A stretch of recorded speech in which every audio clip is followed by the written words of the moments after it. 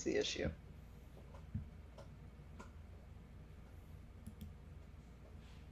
What do you want to watch this on?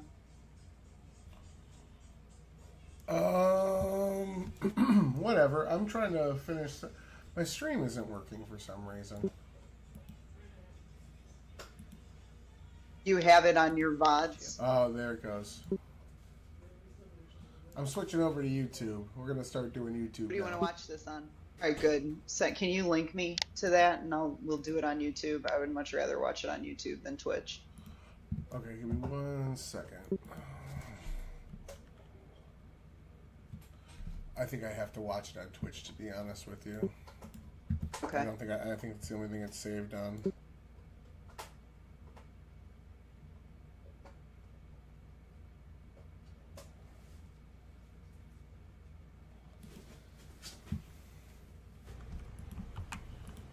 Are you live?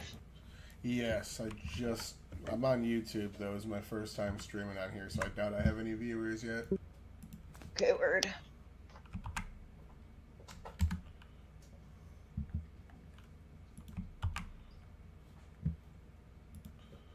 Alright. Yeah, I think we're gonna have to move over to the old YouTube here soon.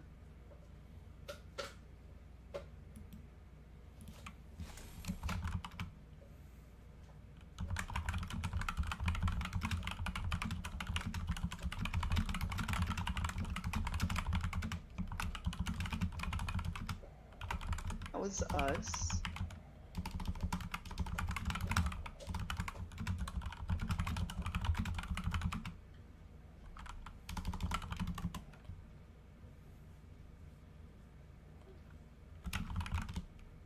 This is 11 days ago, for real?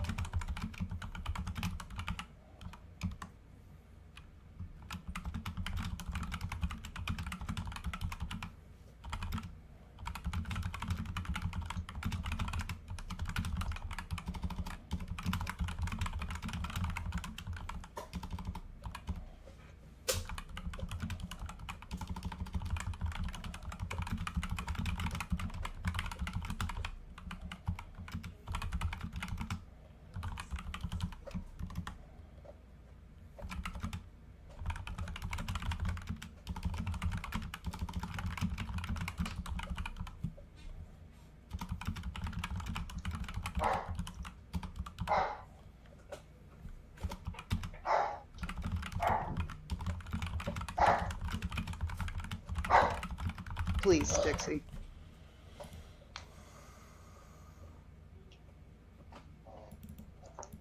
Okay,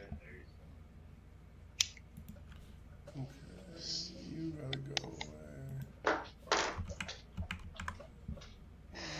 Take you away. Are you gonna live it or We're should still I? live? Huh? Are you gonna? I'm live ready it? to go. I've got it queued up and everything. Yeah. Are you I'm just gonna? gonna share my screen with you. Okay, cool. That's what I was gonna figure out. Yeah, I got you. I don't have the camera plugged in right now, so I'm not camera in. Hey, we're so live. What's up, guys?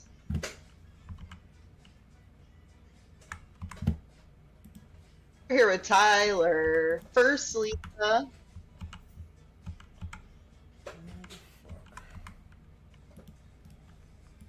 Gotta switch this stupid title because the titles aren't working for me here on Twitch.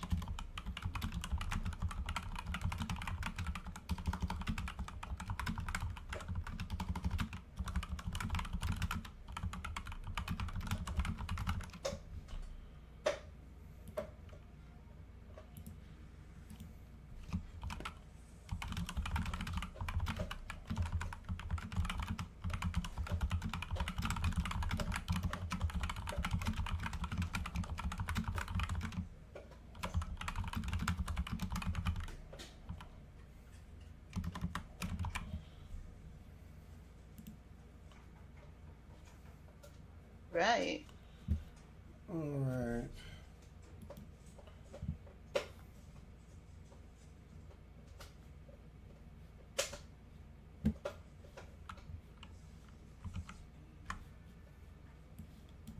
K. Let's see. Can you see it? Yes. Can you hear it? Somewhat. Let me see if I can turn it. Yeah, it's on my end. Whenever you're ready. Okay, cool. That was on my end. I couldn't hear it. Cool. All We right, fucking we're did set it. up. We're ready to go. Look at us. Look at us, production savvy. Welcome to the stream, guys. Another Sadie takeover. We're here with Tyler. We are going to watch his debate with the infamous non-fun 420. Infamous non-fun. I haven't really said a lot of my opinions about this kid, much more than in the chat. I don't really go off, but I'll probably have a lot to say about it tonight. Do you have anything you want to say about this before we start, Tyler? Yeah, I will say it was supposed to be, did Trump's tariffs work? And we got some complaints about that, not only from the host, but from the other debaters, so I ended up loosening it up to, are Trump's tariffs beneficial for America? And I think that last minute change is really what fucked me, because all of my arguments were geared toward showing the tariffs worked to Trump's degree of success. But when you change the prompt like that, how we did, the degree of success changes to the beholder, or maybe what Non-Fon would set up as his dichotomy, and it kind of really fucked me. I had nothing for a few things. I should have pivoted more to why we needed to do the things we're doing, and not just that Trump had success. So I kind of should have done better. All right. Well, no spoilers here or anything, but Tyler did not come out the victor of this debate. So we're gonna take a look at this, see the absolute magic that Non-Fon had to cook up for this. Here we go.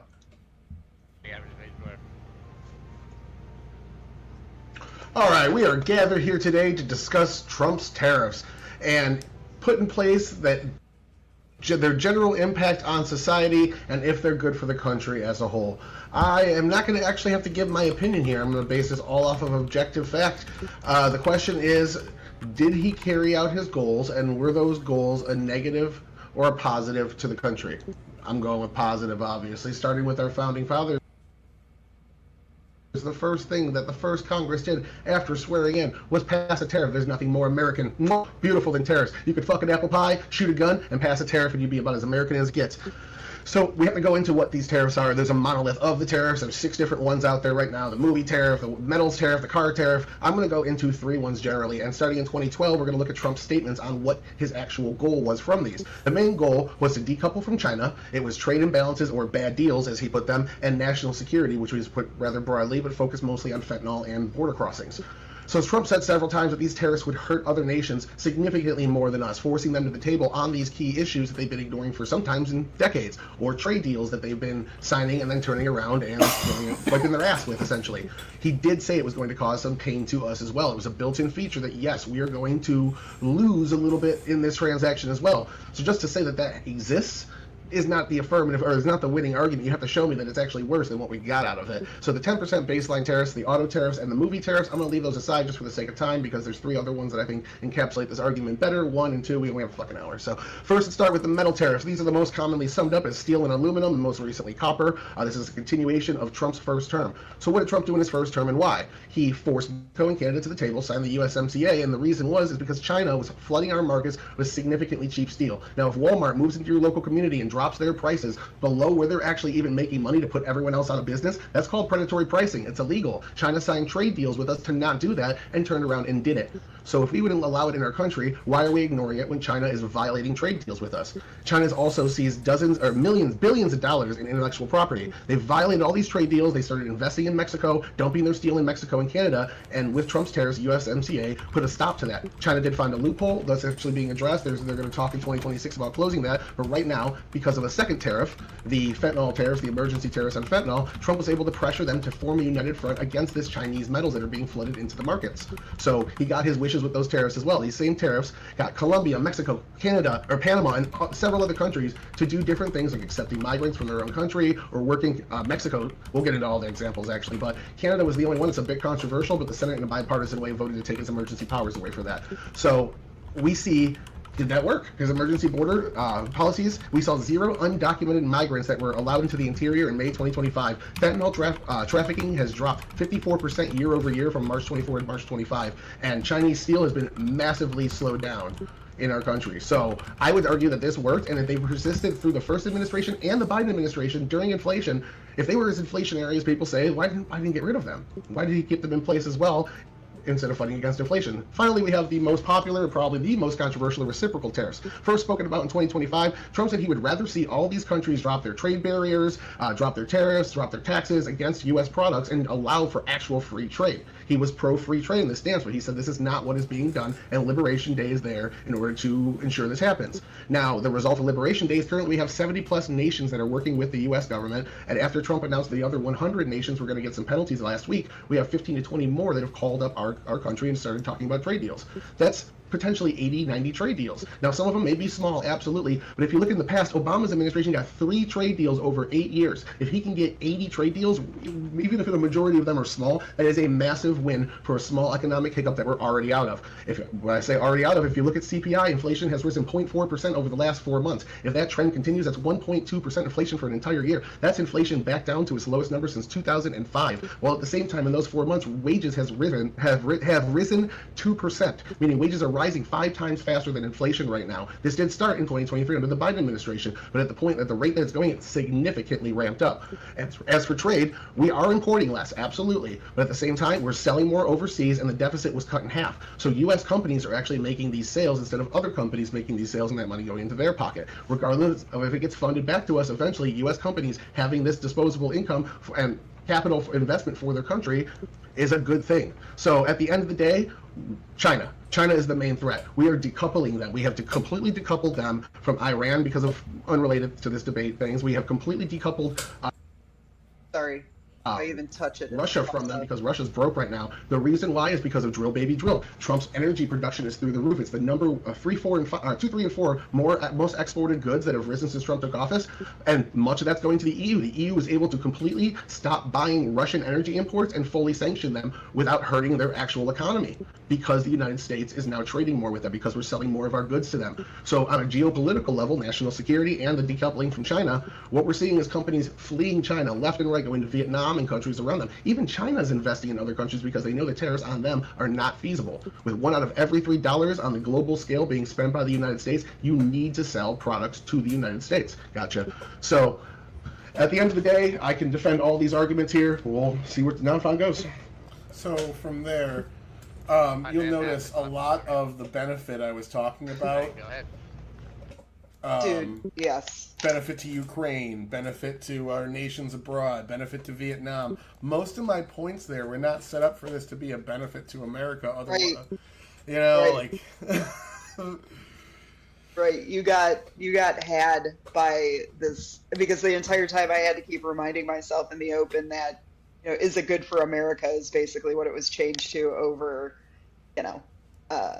are they working? And I'm like, yes, you're hitting it home, but you definitely opened the door for what I think to be like his disgusting ideology about like, what's best for America is if we just have slaves do all of our manufacturing. Yeah. And I'm pretty sure he's going to hit you with all of this coming Yeah, up, right? absolutely is, and I'm saying like this is great for Ukraine and the EU that we're able to sell them energy now, and it's like, how does that really benefit America? I mean, I guess I could make the argument that we have to spend less money on NATO because now they can actually be as aggressive as they want to be against Russia. I would have had to make that argument. I didn't have that loaded in the cannon because I didn't get time to sit down and ponder how my arguments would have to shift. This was done maybe 15 minutes before we started.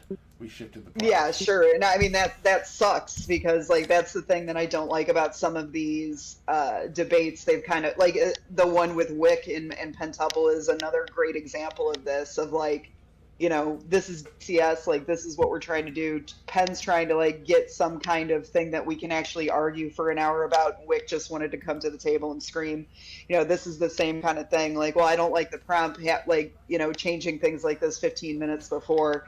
You put a lot of time and effort into your research and into constructing your argument. And that's why I like doing like these with you. I like reading what you've got, and yeah, these are badass arguments, but are they good for America? I guess really what needs to be framed is what is good for America. right?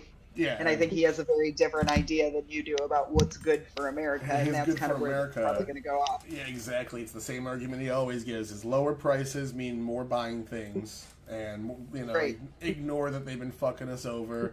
And I need to make those arguments. The fact that like if we ignore China, are we going to start ignoring China's close allies when they ignore their trade deals? And are we just going to start ignoring Right. all trade deals, and then slowly it ramps up to where we're getting fisted, and someone needs to do something about it? Like, and that's kind of Right. where we are now. Right. Yeah, actually being proactive and actually reactive. I mean, this Chinese shit's been going on for a long time. I know a lot of boomers who have sold their businesses to the Chinese, and none of them ever say that they sold their business to Mr. Wong.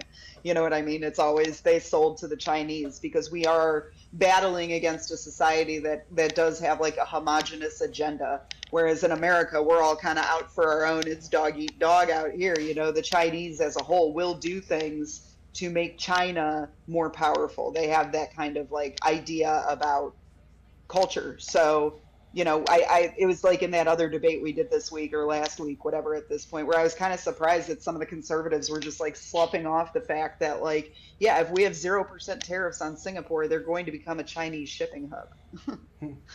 We're up against a different structure here than what you're used to. Stop applying American society to it. Yeah, but yeah, you're gonna hear his argument right now. He basically does exactly what you guess. Yep. Sure, I think mine's a lot shorter, but I think tariffs have been a failure, both in the sense that they haven't achieved a lot of their stated goals and likely never will, and then in the sense that their stated goals are conflicting and not even good for America in the first place. So if you look at manufacturing employment, not only do American consumers and producers benefit from being able to buy a bunch of cheap goods and a bunch of cheap inputs from overseas, but but tariffs are unlikely to even help manufacturing employment, as both theory and historical evidence demonstrates. We saw this during Trump's first term. It did not help manufacturing employment at all. It, in fact, reduced it. Even if they did, however, a tariff that benefits manufacturers would need to remain in place. It would not be negotiated downward after some negotiations with other countries. And a tariff that benefits manufacturers also wouldn't raise much revenue, because in that scenario, U.S. Consumers would not be buying the overseas goods anymore that are tariffed, right? The other stated goals, like reducing trade deficits, are similarly not likely to be helped by tariffs and still have negative effects, they don't have negative effects to begin with. Tariffs on our allies also undermine our relationship with them, and they hurt our ability to compete with China. In the wake of the tariffs that we placed on a lot of our Pacific allies, countries like Malaysia have begun signing free trade agreements with China. I don't like that. Obviously, I think a lot of our Pacific allies are going to be much more skeptical of our reliability as a trade partner after this. And also, I think Trump has clearly abandoned the reciprocal tariff idea, right? So to begin with, the reciprocal tariffs that were threatened to be placed on the countries were not at all reciprocal. It was based on a bullshit formula that was simply the trade deficit divided by imports, I think times 2, right? Clearly, that was bullshit. And then he's recently abandoned that. We saw our agreement that we got with Vietnam. This was not reciprocal 0 for 0. This was, we have Vietnam has 0 tariffs on the 13 billion that we export to Vietnam, but U.S. consumers pay 136 billion, or pay 20% tariffs on the 136 billion worth of products that we import from Vietnam, right? It also looks like tariffs have been rolled out in a way as to maximize uncertainty, right? Although, I mean, in reality, I think it's a lot more likely there simply was a never good plan behind them, as evidenced by the fact that we see, trade policy advisors being informed of the sudden change in tariff policy, literally while they're testifying in front of Congress. So for all those reasons, I think tariffs have been pretty bad for Americans. All right. Thanks It's like a point of personal nitpicking, but the reason I think that I am so put off by most of the things that he says is because of this sing-songy, laughy kind of. I'm what's so funny? What's the joke here? It comes off as just incredibly sarcastic, and just as a debate point, it's what makes me shut off from him right away. Also the things that he says, I feel like there's not a whole lot of evidence that he can bring to the table. He just speaks these things very confidently, but I thought that the tariffs in the first term ended up kind of being a wash for steel, that it really didn't benefit or reduce the amount of manufacturing. Am I wrong? No, I didn't see much at all. Yeah. Right. So that was a little taste of it in the first 4 years, and now this is a global thing. Yeah. I there just is no evidence for some of the shit that he says, and that's what pisses me off. I wrote down a small list of all of his points here. It's he said that tariffs hurt our ability to compete with China. What the fuck? I never even got to get any backing on that. He just asserted it. I don't understand what that even means. Well, I think it's that China is going to do everything that they can to sell to everyone else besides us, just like ramp up their marketing in other countries besides ours. Yeah.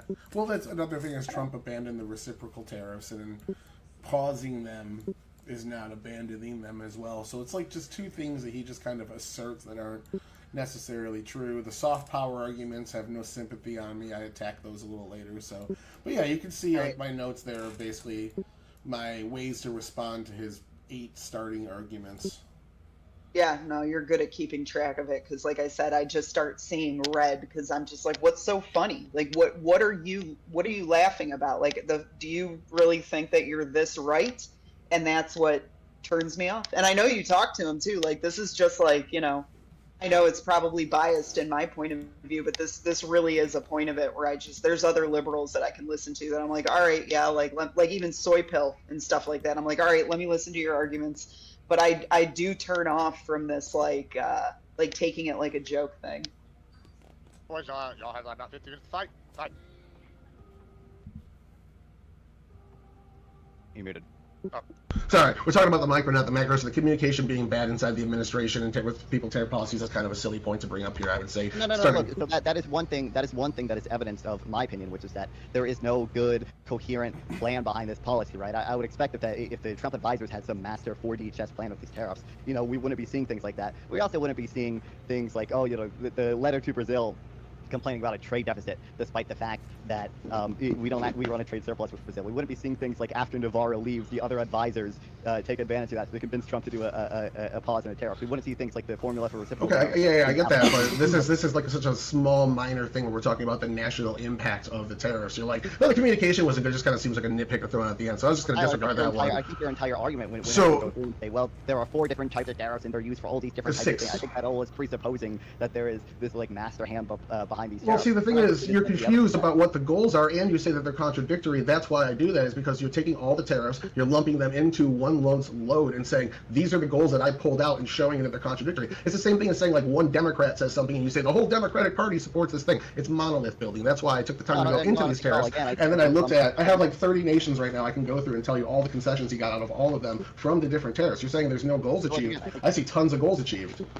So look, again, I think what I'm saying when I say like, oh, these, there doesn't seem to be a coherent plan behind this, is that I think it's a lot more likely that Trump is simply just wants to impose tariffs on on all these other countries because he's hated trade deficits since the 1980s, right? And he's just finding sort of ad hoc excuses to do it. That's why some of the tariffs are the IEEPA tariffs and why some are the Section 301 tariffs and things like that. I don't think there is actually any coherent, I'm gonna separate out these tariffs so I can achieve X goal with Y country and Y goal with X country. I think it's much more likely. Well, see, I would just think I would just say there is a goal and it's just ignorance, because he brought up the Vietnam tariffs and he left out a very big part of what Trump's asking Vietnam for, and that's for them to stop being a main player in the distribution of Chinese goods in that area, stop letting them put Chinese goods through their country, and they refuse that, and that's why he's still sticking with the tariff.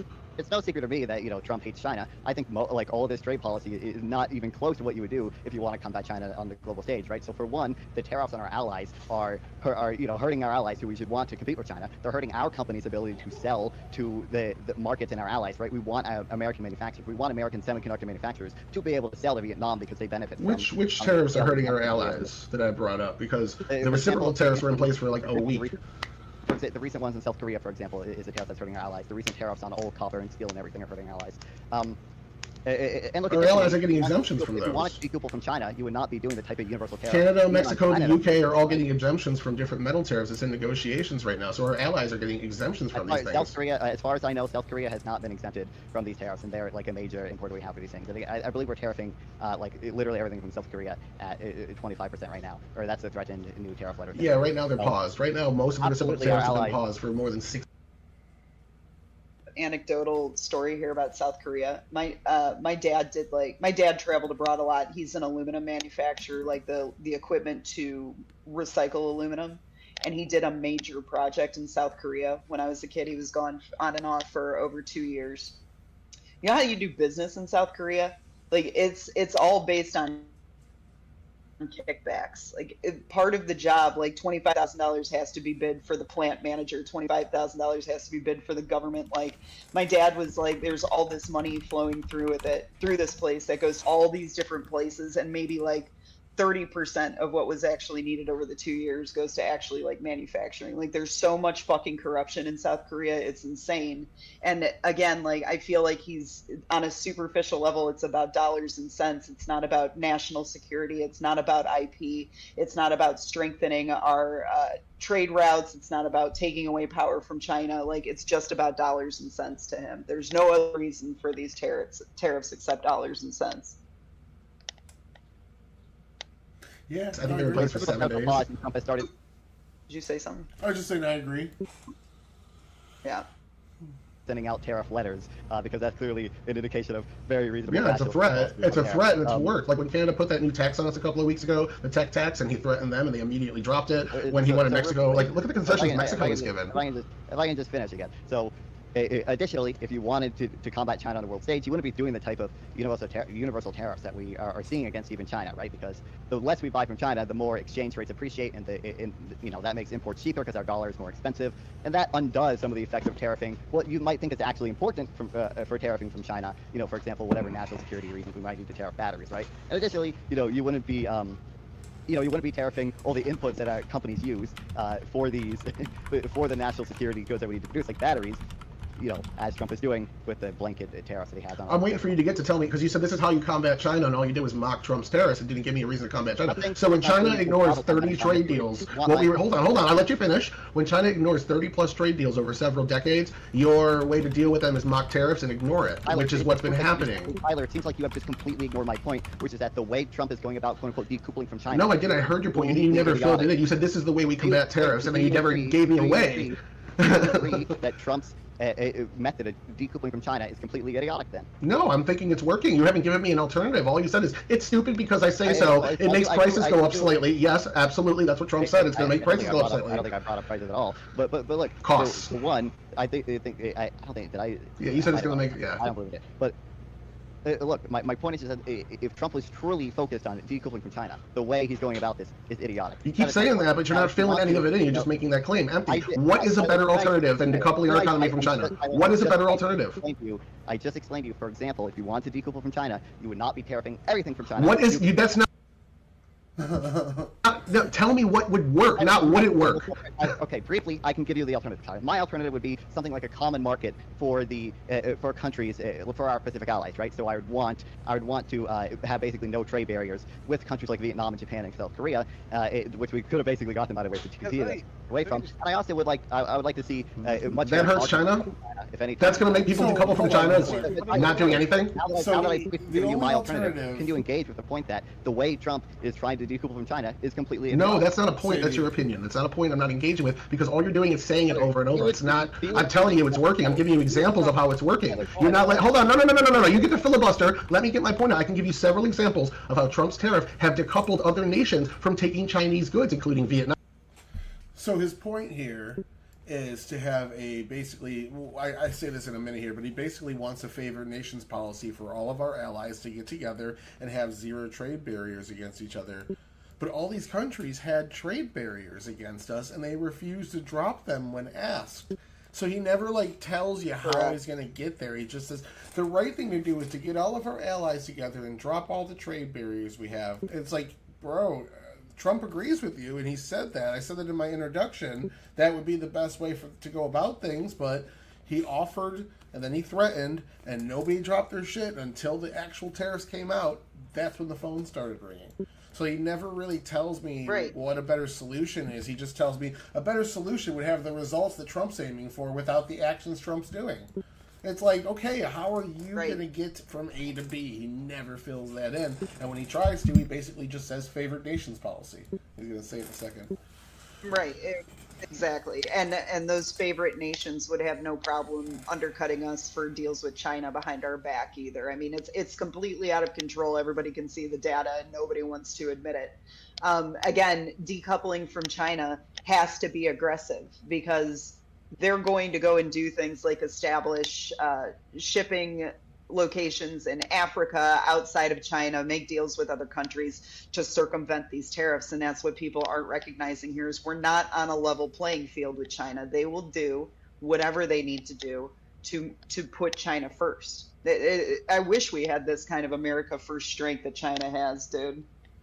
Yeah, I don't know. I find it stupid that his argument is the best way to deal with China is just to drop our trade barriers and hope everybody does the same. Right. It's like, so continue doing what we've been doing that led us up to the point where now we have somebody in office that wants to decouple with China. Just keep steering forward.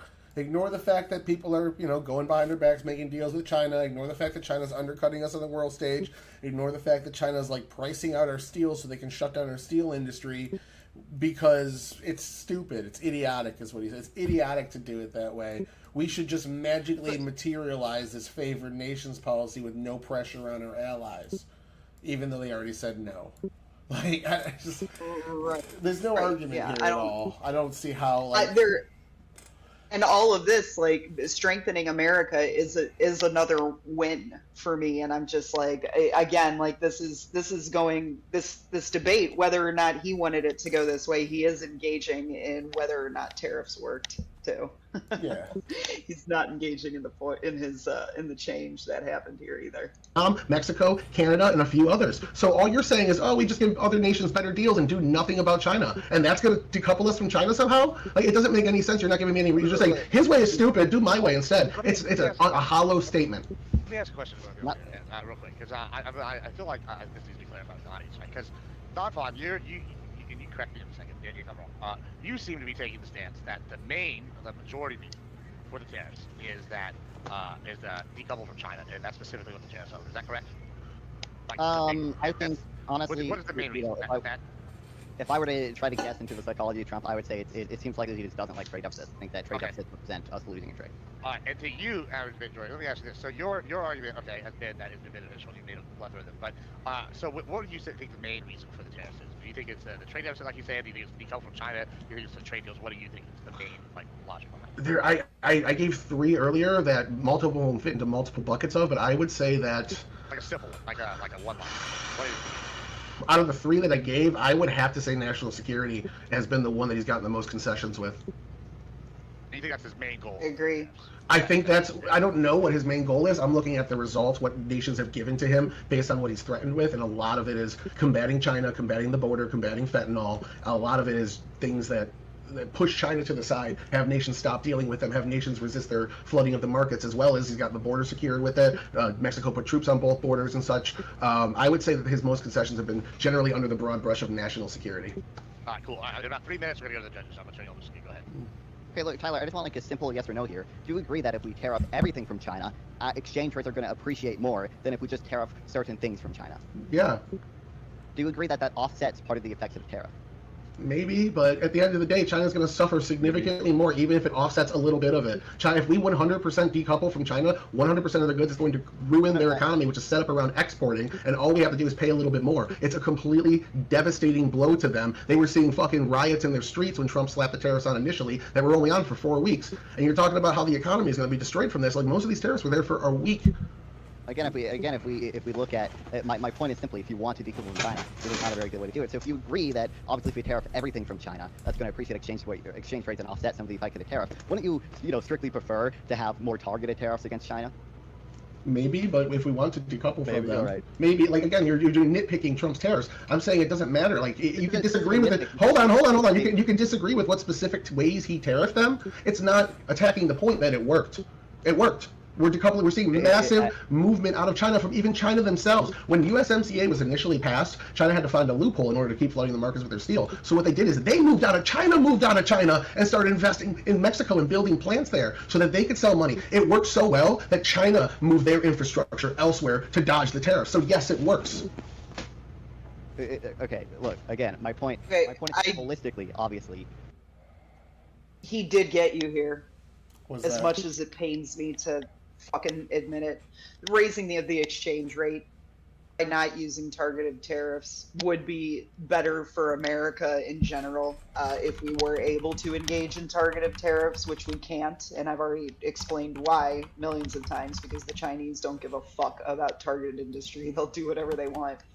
But I guess, like, from the point, like, better for America, it would be better for America to have targeted tariffs in certain industries. Sure, but I mean that would only decouple us in those industries, or maybe hurt them in those specific ways. If we want to Yeah. completely decouple our manufacturing from China, slapping a big tariff on them and then telling their neighbors, "Hey, you're not going to see that tariff. You're going to see industry move," which happened specifically with Vietnam.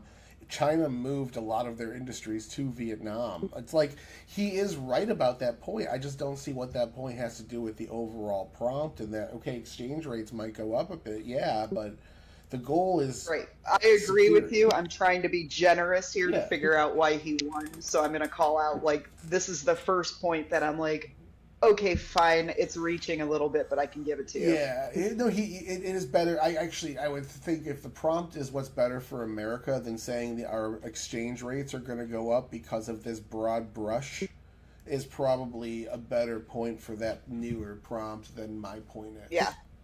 Yeah, I Yeah. agree there. I don't dispute that. All right, there's one for non-fun. I've already marked like 10 frees, so again, I don't know how he's going to surpass this.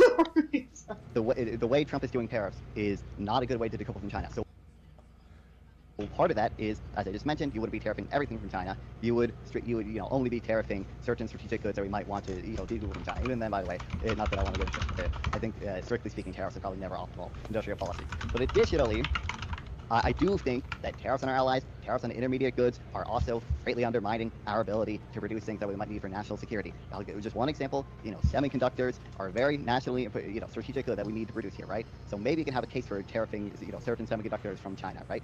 But also, you wouldn't want to tariff the machinery, for example, from the Netherlands that semiconductors rely on in order to be able to produce in the U.S. because the Netherlands is they're the only ones capable of producing these machines used to make semiconductors.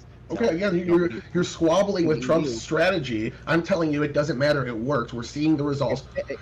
You're squabbling about the strategy. I mean, the debate is, did they work for America? And you're like, well, Trump could have done it a little bit better. Like, it's nitpicking. It's not a You're little essentially better. saying, It's like, the way yeah, okay, I get you don't like combine. it, but the question Like is, he's doing this actively, were they good for America? And you're like, well, he could have been more specific about tariffing certain things and this and that. Like, okay. No, Let's go to the last here. We're gonna have them ask a couple questions here at that time. We'll start with you, Chad. What do you got for us? What is your My first question, because I have a general question for both of them, and then I can dive in a little. I got further. cut off there, but I Personal. wanted to talk What's your about how our definition tariffs of Taiwan of actually successfully resulted in carrying Taiwan out- investing. I think it was 50 billion. I'd have to look at the exact number offhand, but Taiwan invested billions of dollars in building a chip plant here because we tariff them on chips. Yeah. So that's a huge benefit to America. Is now we're making those chips that he's worried.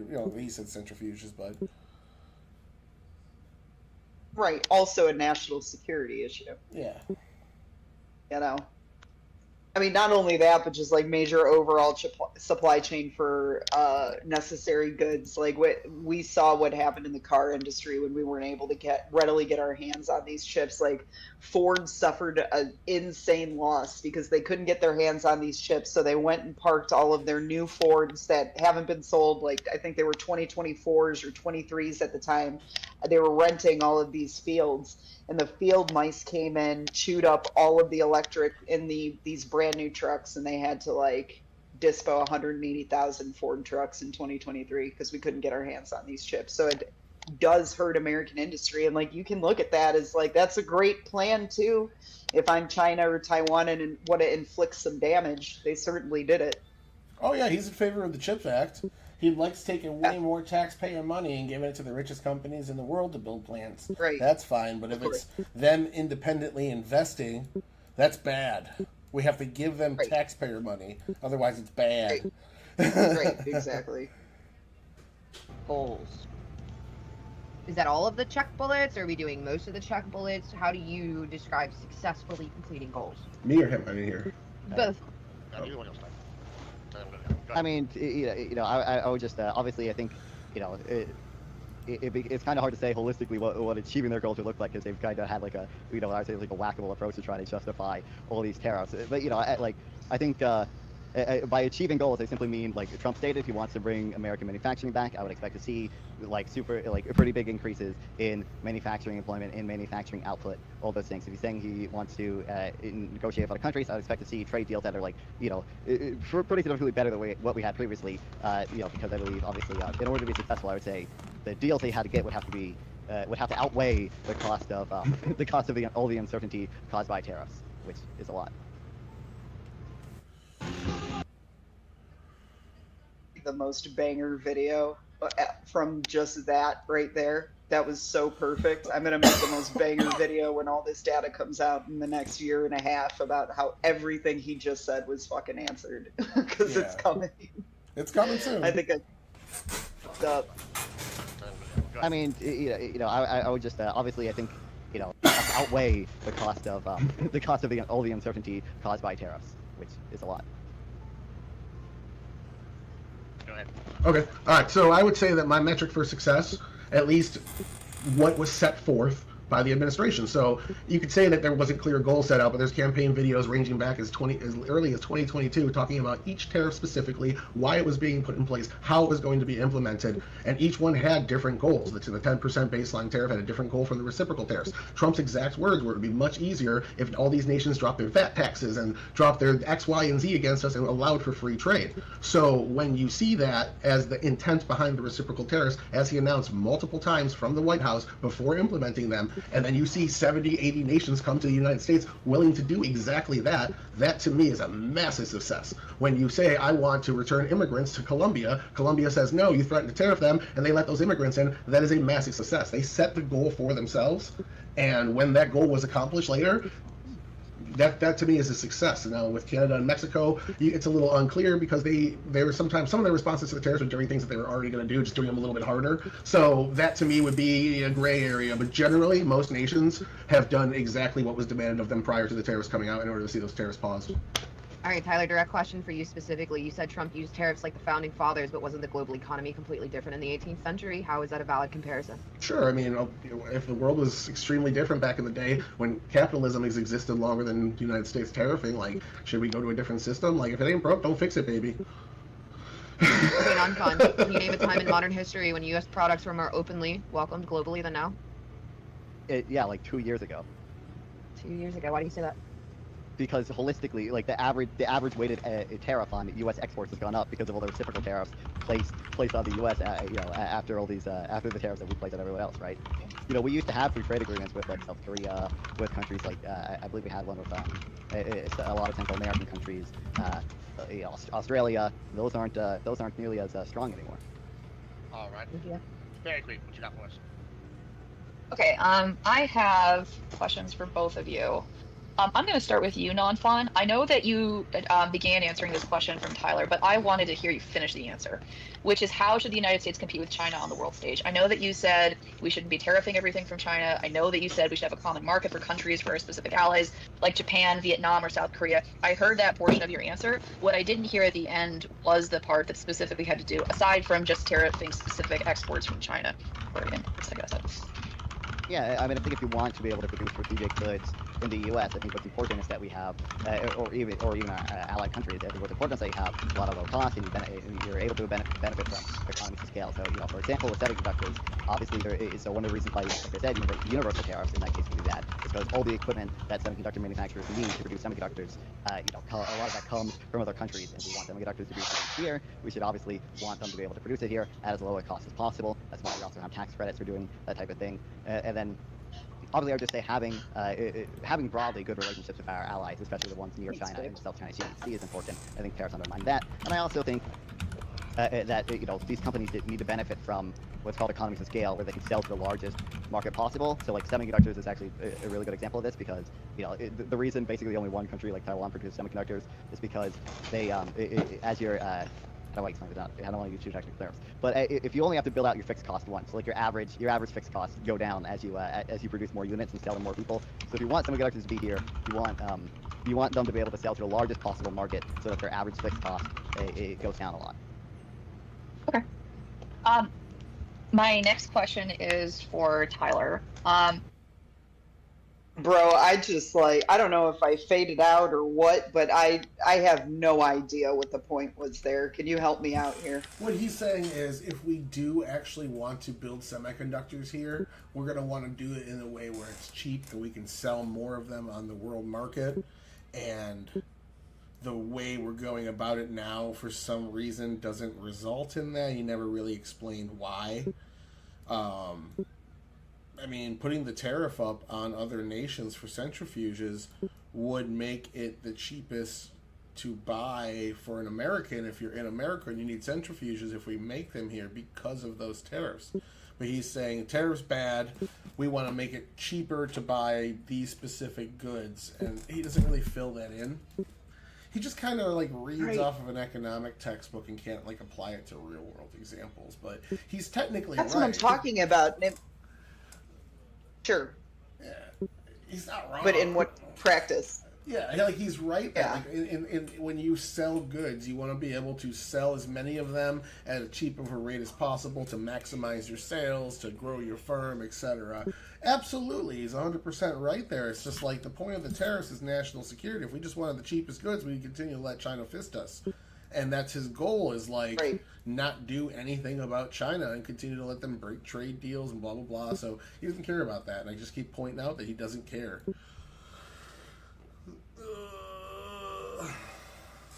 Okay. Yeah, because I feel like I'm like trying to pay attention. I'm following along, but there's no like ever like real end result. Like I'm looking for the meat. There's been a couple times you've made points that I'm like, yes, that you'll see me like shaking my head. Yes, I'm like, yes, that right there. You've got these points that stick, and I'm waiting for this thing. And I feel like I'm being constantly edged by this kid. And so here's my question for you. So given that consumers end up paying higher prices due to tariffs, how do you justify the economic impact on working class Americans in the name of national security or decoupling? And how long are working class Americans supposed to endure these higher prices before like we can justify the success of them? I know you mentioned that there have been many successes. I don't doubt that. But my question is, like, how much is the average American going out to the grocery store actually feeling, or how much is that actually impacting? I actually brought that up. I'll answer in reverse in my opening.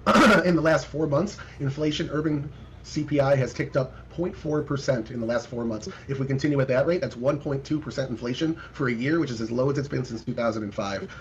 In those same 4 months, wages have increased at 5 times the rate of inflation, meaning we're not actually seeing the inflationary hit from the tariffs that was being promised.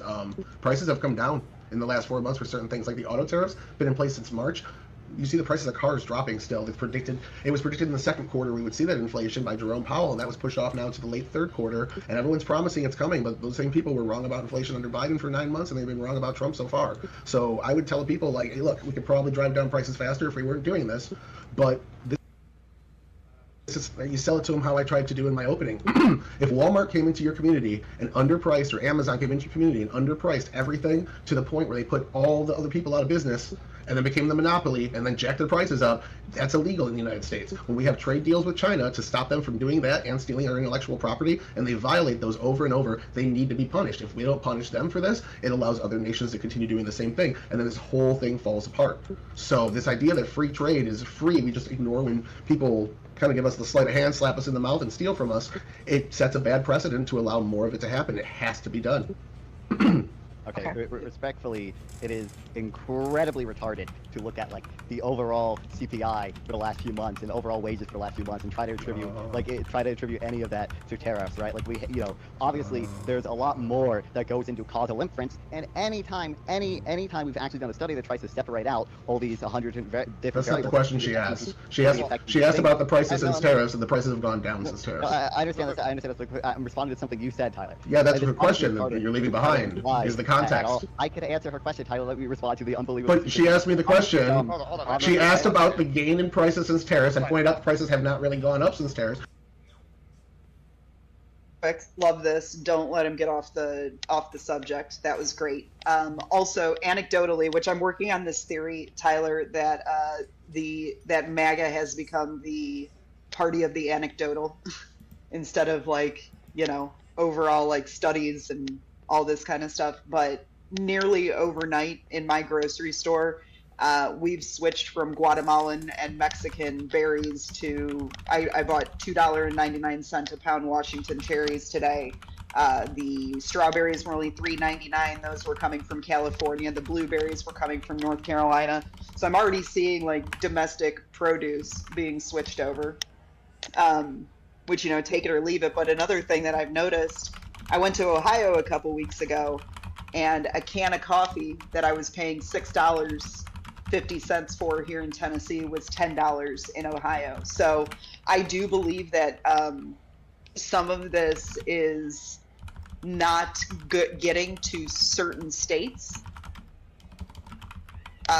in order to create the idea that prices aren't going down. Because I saw with my own two eyes, like just 8 hours away from me, we spent probably 30% more on our groceries than we are here in Tennessee.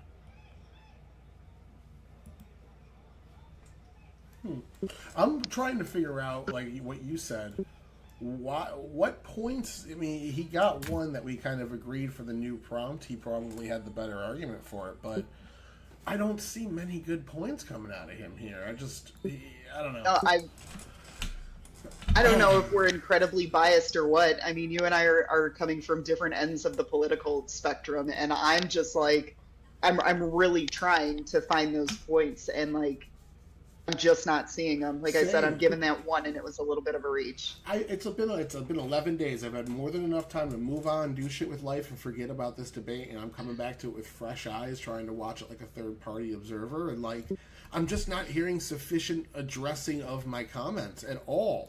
Each one of them, like it's just gish gallop, or that's stupid. I don't like that, or that's retarded. It's incredibly retarded. Right? Yeah. That's like you hear me going, like mocking it. Right. Like, it's retarded. Why? What is the substance? Fill in your hollow argument. Right. Yes. Okay. Yeah, no, you're not crazy. I would tell you if so, because honestly, I was kind of expecting to see some shit out of him that I've never seen before. But here we are. We're actually seeing a good inflationary rate at the moment since the tariffs have been implemented. You're saying it's retarded to even look. What I'm saying is it is retarded. I'm going to talk, and then I have a question, and then I'm trying to lose Go ahead, Don.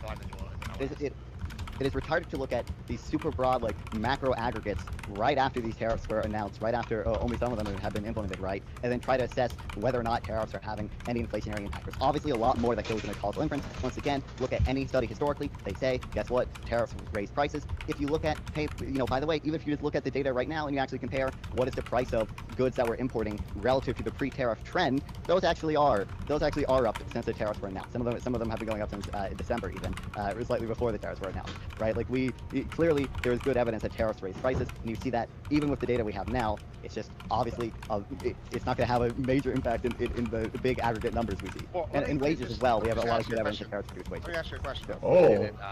But wages are up 5 times on inflation. Weird. And then I'm Tyler. Oh no, you said it's retarded to look at the data. That's right. My bad. You have to be intentionally missing. Oh yeah. No. It's retarded to look at the data. We should go off of what you say is right and wrong. I got you. Tyler, you're the one. Retarded to look at the current data because the past data on tariffs that were under incredibly different circumstances, those have always been bad, according to the Wikipedia article that will actually talk about the bad tariffs specifically. Like, that is such a low IQ point. Like, the evidence is here. Look at the evidence. No, don't look at the evidence. Look at the evidence from the last time anybody tried to do tariffs and it didn't work. Is that the point? Yeah, I'm looking at every single month since the tariffs have been implemented and showing him inflation slowing. Prices are not raising nearly as fast as wages. I actually got my calculation wrong in this. I was looking year over year wages and month over month inflation. I should have looked month over month wages. It's actually only 2 to 1 instead of 4 to 1, but still raising at a much higher rate, double. So that being said, like, wages are rising faster, and he's like, no, you can't look at just the data from just Trump was in office. We need to look at the 7 months of the Joe Biden data too. It's like, fuck off. Yeah, dude. Hey, shout out Kinetic Kel. Thanks for the raid. Oh, what's up? Saw Kel? you. We watched you here on Pentuple TV. I think you did a good job for whatever podcast. I think you looked very good on that show. Nice work. Landon, you need to have a well-rounded political diet. You need to listen to some left-wingers every now and then. You can't just be You rated. Charlie Kirk. You rated. It came through. We have 19 viewers now. Thank you very much. Yeah, what's up? Oh, I'm going to spam. Guys, I moved to YouTube. If you like watching me on Twitch, go sub to my YouTube. I'm going to be streaming there from now on. We're starting from scratch. Yes. I'm Sadie. I'm streaming on Pentuple TV. Pentuple's taken a little bit of a break. If you need a life date on Pentuple, go check him out on X. He's got a post up there about what's going on with him. Was supposed to stream until the end of July, but I'll probably be here for a little bit longer. Tonight, we have Tyler, Average Debate Enjoyer, who just dropped his link in the chat. He's streaming on YouTube right now. We're going over his debate from 11 days ago over on Admiral Gibbs' channel with NonFun 420 about were tariffs, I guess, good for America is the prompt. Correct, Tyler? Yeah, it was originally, did Trump's tariffs work? Did we shift it to Trump's tariffs, are they good for America? Like 10 minutes before the fucking debate. We're doing a little average debate review tonight here on Pentuple TV. Thanks for joining us, guys. And thank you, Cal. Thank you very much. Oh, we got Gibbs up in this bitch. What's that? Oh, Gibbs is here too. What's up, Gibbs? Thank you for the sub. Thank you for the sub, Gibbs. I appreciate it. I need to start doing pumps like Pentuple. So you guys can start, you know. I've got some weights back here. I should start doing it. Thank you, thank you. Thank you very much, Kel. We will have a good stream. And thank you, Gibbs. We love you very much. Everybody check out Admiral Gibbs. I guess I wanted to hear, if it's okay, I wanted to hear NonFun respond to the wage increase, because the gist of what I'm asking is how much is the average American actually feeling the impact of this, and how much of it can be attributed to like the increase of prices, like because of tariffs. Like that's like the gist. Perfect. All right. And actually, here's what we'll do. We'll just add all my questions, and then you can respond on NonFun, and you can then go fight. And here's my question, right? So you mentioned NonFun as well, not counting like the numbers in the short term effects, right? However, I think we probably all agree that tariffs aren't solely just for economic, it's political motivation. Do we think that the fact that they gained $108 billion in tariff revenue for the first time in history is a good or a bad thing or insignificant thing? And I'll let you answer her question, my question, and then y'all can fight. Yeah, well, I'll answer the second one first. I think the tariff revenue is bad just because tariffs are not an efficient tax. We could raise equally as much revenue, if not much more revenue, by much more efficient taxes that don't have the same negative effects on uncertainty, don't have the same negative effects on business investment, don't have the same negative effects on distorting decisions about trade, all those things, right? And so wages, right? Obviously, like I said, my point here is simply, it's obviously dumb to say the U.S. did tariff here. Wages in the entire U.S. economy have continued to go up. They've continued their trend upward, right? And say, therefore, tariffs played a role in that. There's a lot more that goes into causal inference. And guess what? Economists have done this before. You don't need to trust me. You don't need to trust what I'm saying. Look at all the evidence. I can pull up some studies I have that say, hey, guess what? Tariffs tend to have a negative effect on wages, and trade tends to have a positive effect on wages. Because, for one, obviously, mechanistically, real wages just go up if the price of goods falls. And for two, as production is shifted towards more productive use cases, right? That's the whole point of trade is that you specialize in what your most productive is. As labor gets more specialized, average productivity goes up, and therefore average wages go up as well. All right, I'm gonna let Tyler respond, and then it's gonna be my time, and then we'll come back to judges here. All right, go ahead, Tyler, respond. Yeah. Well, I think. And then y'all are good to fight. I think a lot of my points still are just standing. It's just retarded to look at the data. So the fact that wages are currently rising 5 times faster than inflation means nothing. Don't worry about it. I just don't buy that. On top of that, we heard in the introduction, Trump abandoned the biggest and the vast bulk of the tariffs, which were the reciprocal tariffs that he went after the naming convention. They weren't reciprocal in the way I think it should be done. So with Trump abandoned the tariffs, what tariffs are hurting the economy? They were in place for 7 days, and since then it's been threats and talks with paused tariffs, while 80 deals are getting discussed right now. So either the economy is going to hurt from this, or he threatened them, pulled them back, and now is getting exactly what he asked for by threatening them and slapping them out in the first place.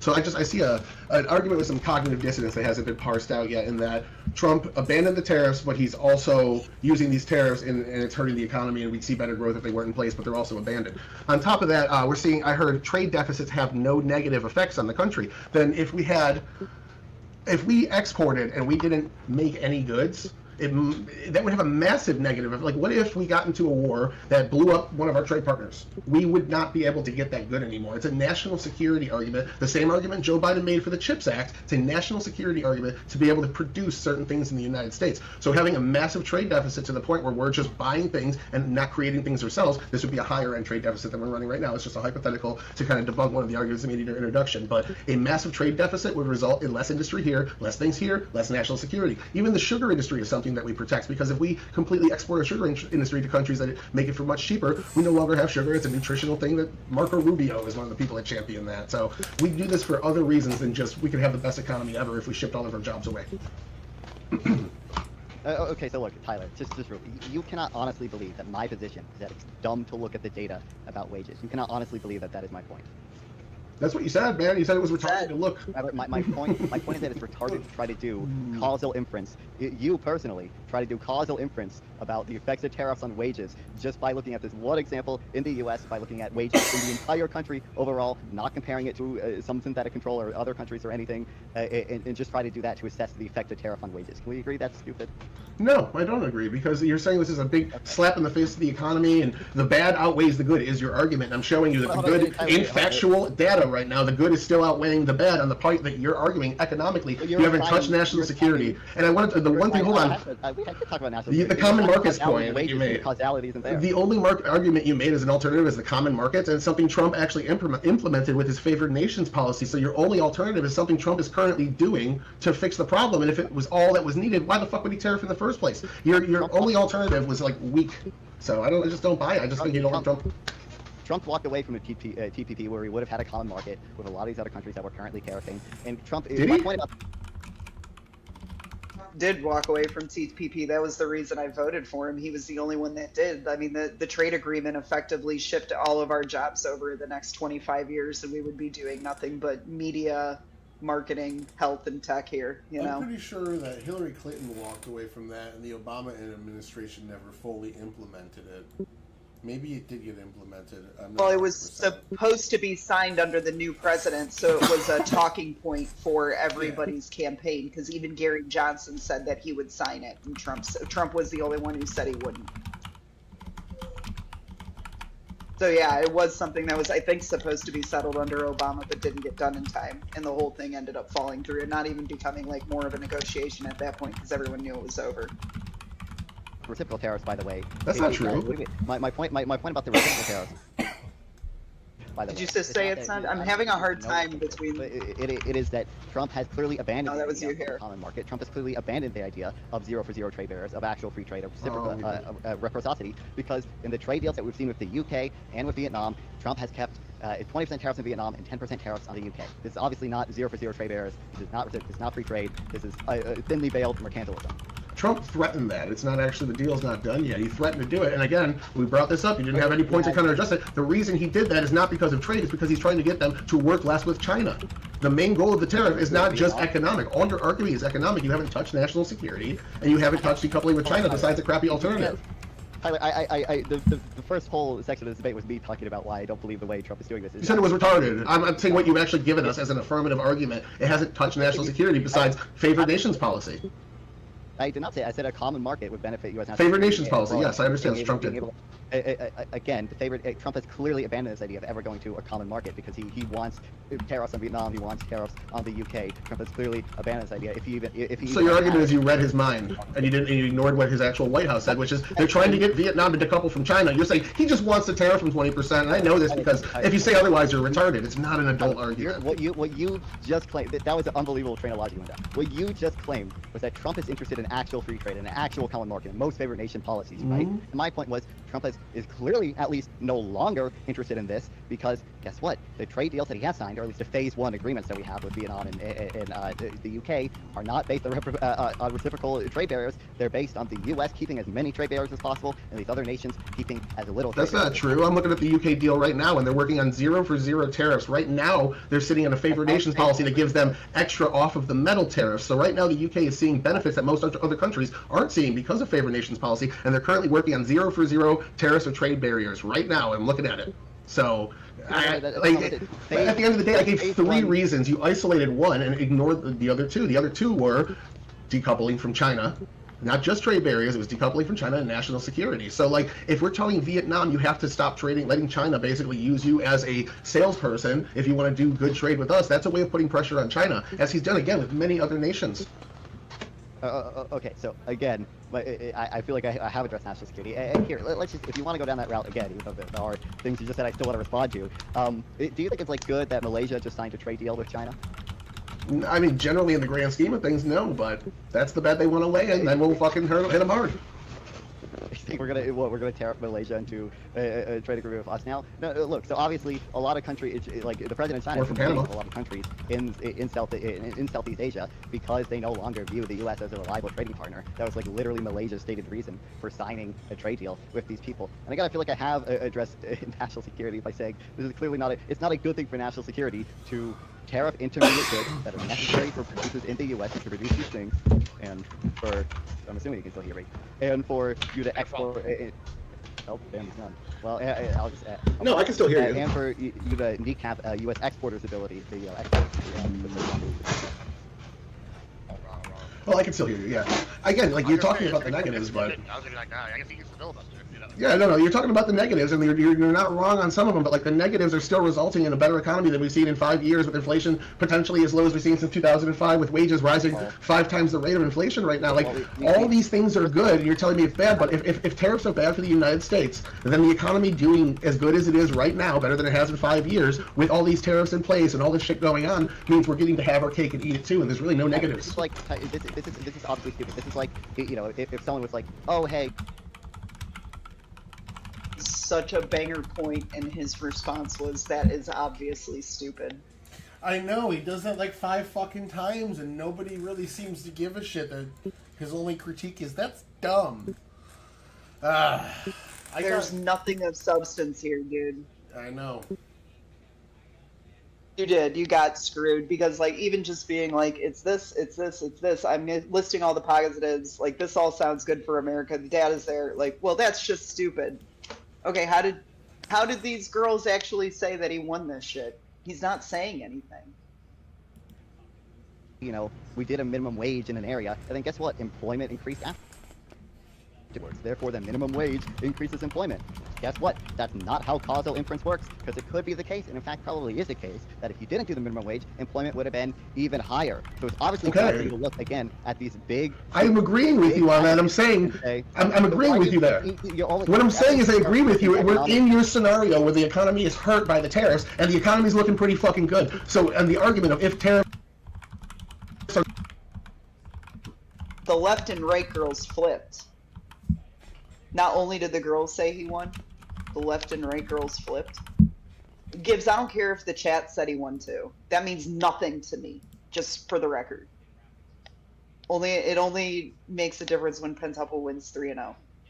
Good or bad for the United States, that undercuts your argument of the economy doing good, wages rising faster than inflation by 5 times inflation at like a 20-year low. If the economy is doing that good, and your only argument is it's hurting the economy, then you don't have an argument, is my point. No, Tyler, you at least know that my argument is also this undermines national security. You might disagree with it, but you at least know that my only argument is not the economy. It's also our relationship with our allies and our ability to produce strategic goods here.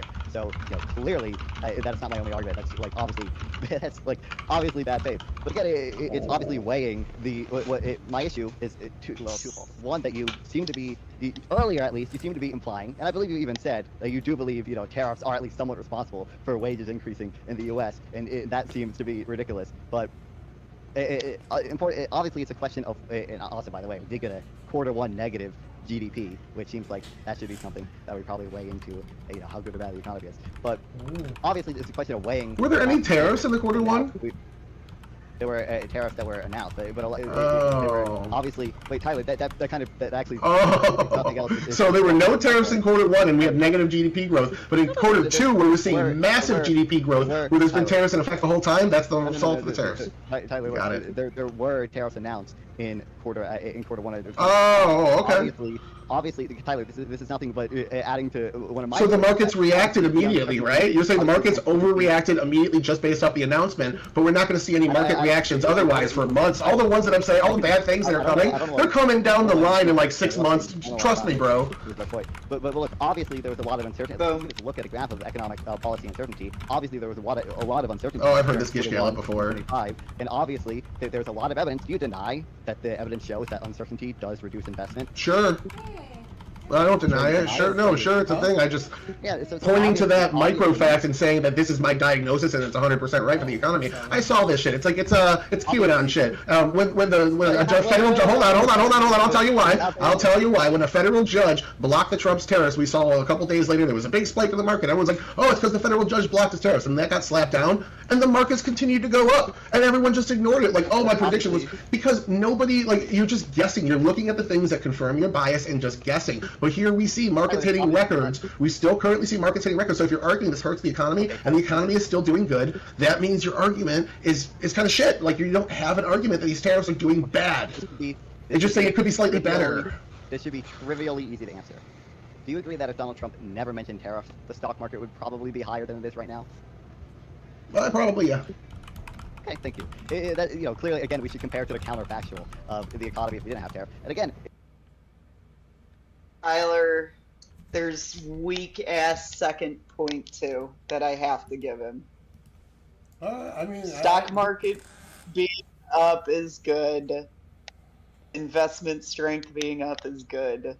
Short term. I have to.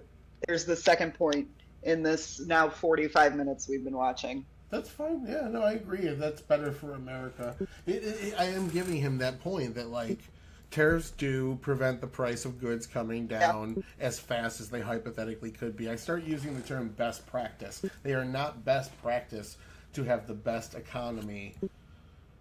Absolutely, 100% agree, but the benefits we're getting from those tariffs, which are dropping trade barriers and blah, blah, blah, greatly outweigh those.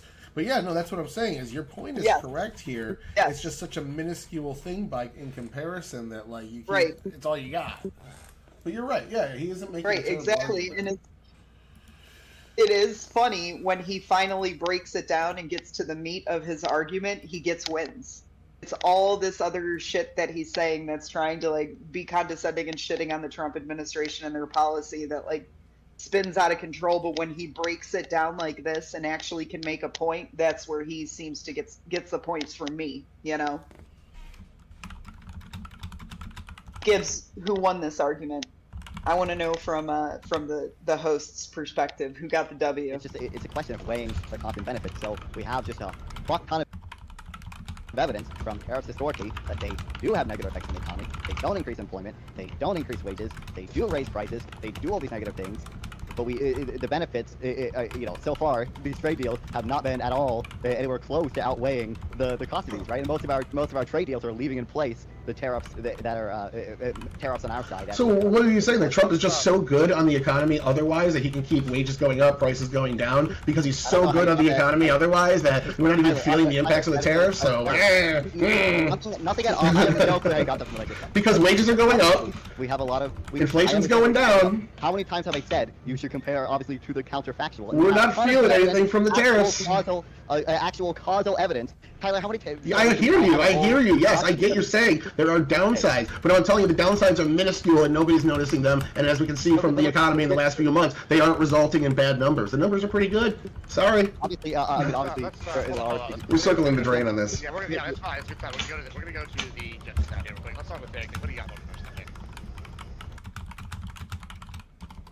Not bad feedback. I don't know how else I could have said to respond to this, Tyler, but Gibbs said in the chat, Non-Fun purposefully reduced his entire argument to note that's dumb, and Tyler let him. If you can let your whole dissertation be reduced to note that's dumb, you have a bad point.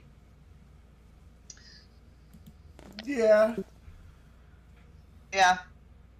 I mean, I don't know how really you combat that, because I feel like you tried to fire back at him every time. But he's right. If you boil it down into first principles, it takes about 10 minutes to boil his down into first principles. It takes mine 2.5 days of making demi-glaze because I'm actually bringing substance to my arguments. All he's saying is, looking at the month-to-month data is dumb. Okay, why? Because it's dumb. It's like he's saying it's stupid as his argument. I'm saying his point is stupid and then making my argument. But you're not dumb. That is essentially what I was going for. It's just there's no substance to it. I've called him out on it multiple times, and then the judges even ask questions. Hey, like, he asked you for something, you never answered it. You never gave a specific. Could you do that? So, like, he's giving me hollow arguments, essentially, that aren't met with the same level of scrutiny and backing that mine are. That's kind of more my answer for what Gibbs just said there. You tried. I think the problem is you fought the battle on your turf and didn't show his was actually the hollow one. Yeah, well, I was saying, like, when we boil it down, he's making soft-boiled eggs, and I'm making a demi-glaze. You know, one of them takes 8 minutes, one of them takes a day. Okay. All right. So I have questions for both of you, and I'm gonna start with Tyler. Okay. I'd like you to respond to Non-Fon's point more about Vietnam and the United Kingdom. What is your response to concerns about this upsetting our allies and implications for diplomacy with our allies? I know you clarified about about Vietnam and like what your justification for that was. What's your justification for the United Kingdom, and is that, or why is that different? It's the same for Australia. Would be another example. We actually had a surplus with them. Trump slapped them with the 10% baseline tariff, the movie tariff, and the metal tariffs. But because of favored nations policy, they got a bunch of exemptions on the metals. But their market is flooded with Chinese metals as well. I mean, it could potentially piss them off, absolutely. But at the end of the day, a lot of these places did have trade barriers with us. Maybe not in the form of tariffs, VAT taxes, other things like that. With the exception of the 10% baseline tariff, almost every reciprocal tariff got put on these countries, and a bunch of that was to squeeze out China. Like Vietnam, like, yeah, cool, they dropped their trade barriers, we're going to zero trade barriers with them, but another concession for them to decouple with China was put into that, and I think that's an important thing that Trump ran on since 2022, that his foreign policy goal was to get our markets unreliant on China in case there was a geopolitical event where we needed to go against them. So if I have a follow-up question to that, how reasonable do you think that really is, though? Like, do you really think that, I'm not going to say this well, but how reasonable is it really to expect like all of our allies, all of them, to decouple from Chinese exports and imports? Like, is that a concession you think is a reasonable one to expect? Yeah, absolutely. Look what happened with Ukraine and Russia. As soon as we stopped fucking with Russia on a massive scale, to the point where the EU wasn't even capable because they were taking in so many Russian energy imports to keep their economy fueled, they would have to switch a massive amount of their imported energy to more expensive energy. So the fact that we are the leaders in sanctioning nations that do bad things, we do expect our allies to get on board with these sorts of economic interventions, absolutely. And when they don't, we turn fucking French fries into freedom fries and shit like that. Absolutely. It is something we need to hold strong and have a united front for when the West decides it wants to come down on a country causing trouble. Yes, we should expect them to move in that direction, the same way we expect them to move in that direction against Russia, Iran, and any other adversaries that are doing bad things in the world stage. Yes. I know that you, well, actually, I won't, like, I'm not in the debate, so I'm just going to move on to Non-Fon. So, Non-Fon, I'm going to ask you a question that tails off from the Russia and Ukraine point. One, do you support economic sanctions on Russia? And two, okay, what standard of behavior does a country have to reach in order to justify economic trade sanctions on their nation? That does not have to do specifically with the economy or for like what's best for the American economy. I mean, when it comes to Russia, I don't know if I have that.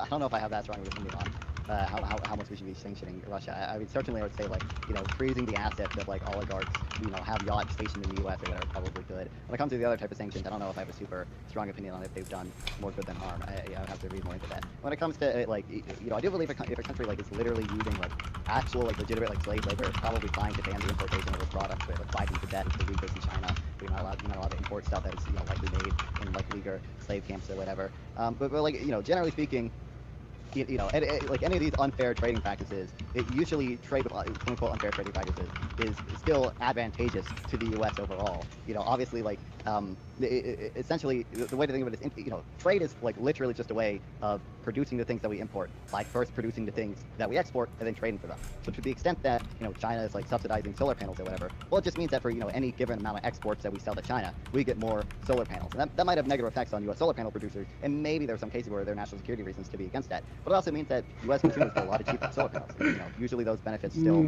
outweigh the positives of that.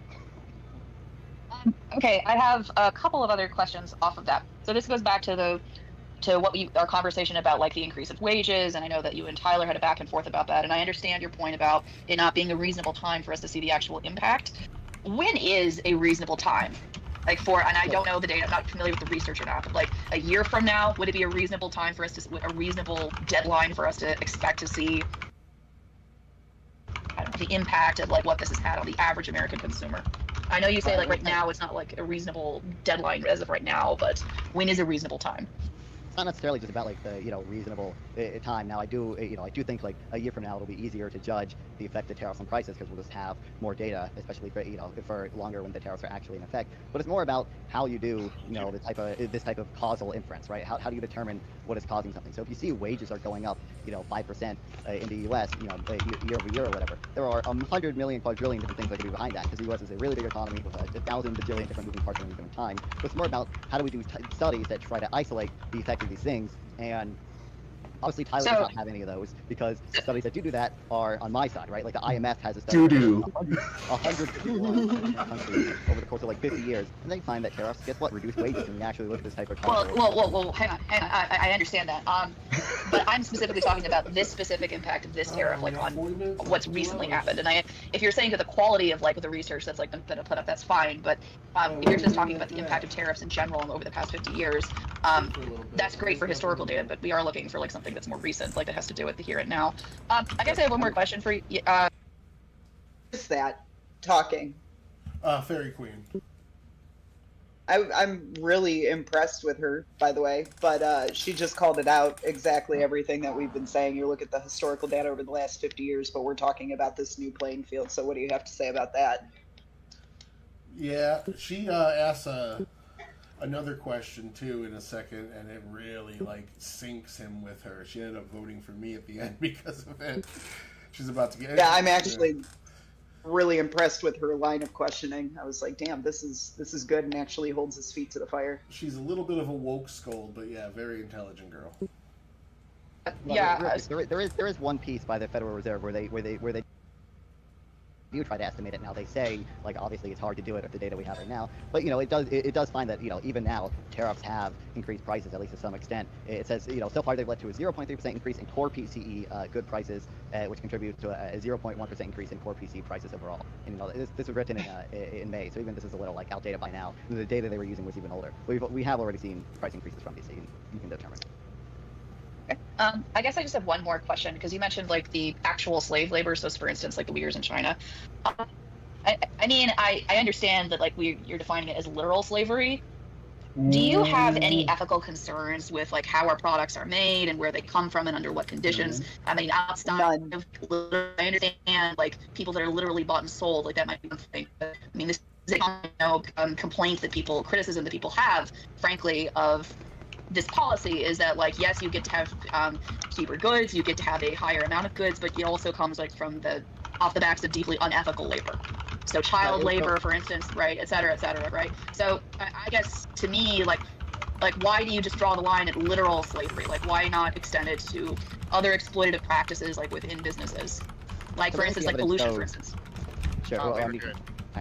I think a lot of child labor is good. So, I think the evidence shows that, for the most part, things like sweatshops, things like child labor are good for the developing countries, where they're from. We have to think about, when we buy clothes that, like, we might consider unethically made by the U.S. standards, like, well, what are the alternative for, children in these countries?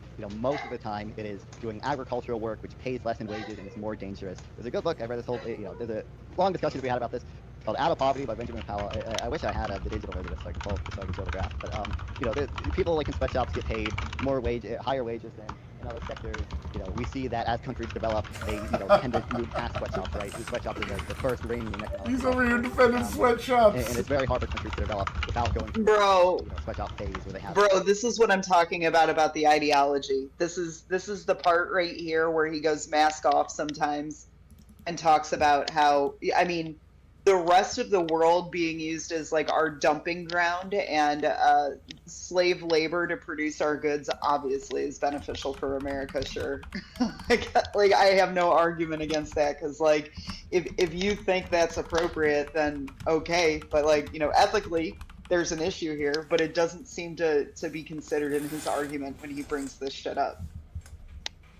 Yeah, the sweatshops are actually good for them, and they need it. We can't just skip a step. This is how you start your country. Yeah, we can't just, invest a little bit more and make sure they have human rights. They need to go. Their people need to suffer. Yeah, it's completely anti-human. It's so gross. It's so gross. And I do feel like I've said this before, but like, this guy spirals into an ideology where Americans like live in jerk off AI tubes that are like changed by second class citizenry, like the dump bucket once a week or some shit. Like it's really gross, like Brave New World 1984 shit that he spirals into sometimes, and I get the creeps from it. This is one of those moments. Honey, send in the undocumented to change my sperm bag, please. Right, it's like that Hunter Biden interview that just came out. Like, who's going to clean the toilets? You were right. Like, we're still talking. We're still doing this in 2025. Amazing. Yeah. All right, Sean, what do you got for it? Ugh. What's that? Fuck, dude. Like, if you had an 8-year-old, could I send it to the sweatshop, first of all? Holy shit, would you like your 8-year-old working in my sweatshop? Well, I think the Not reason fun. that we don't see, I think the reason why we don't see the children working in sweatshops in the U.S. is because the U.S. has high enough average productivity such that the average, family has high enough wages. Such that Every such time that you they eat a can afford chocolate their bar children bought in nice the things. United States that is made by an 8-year-old, do you eat it and feel good? I don't really eat chocolate, but so again, the reason I don't feel bad buying from sweatshops is because I think the alternatives for children working I in thought he sweatshops cooked is himself usually with this worse. report to Like, judges you're personally. not thinking about that on your I'm side. so if you don't shocked I that mean- Chai, who's on my side with this, generally flipped at the end. I am too, especially with that line of questioning like that. Like, are you sure you're okay with this? And then him doubling down on it. Yeah, she must be okay with it if she thinks that having sweatshops overseas and having 8-year-olds work in fucking steam press shops and then lose a hand is better for America, because that's what she's voted for. Yeah, I wonder if you can make that correlation. Like, this is obviously, I want to look into, like, the reason. I thought that the reason that we don't have child labor in this country is because it was killing too many kids, and we decided to make child labor laws.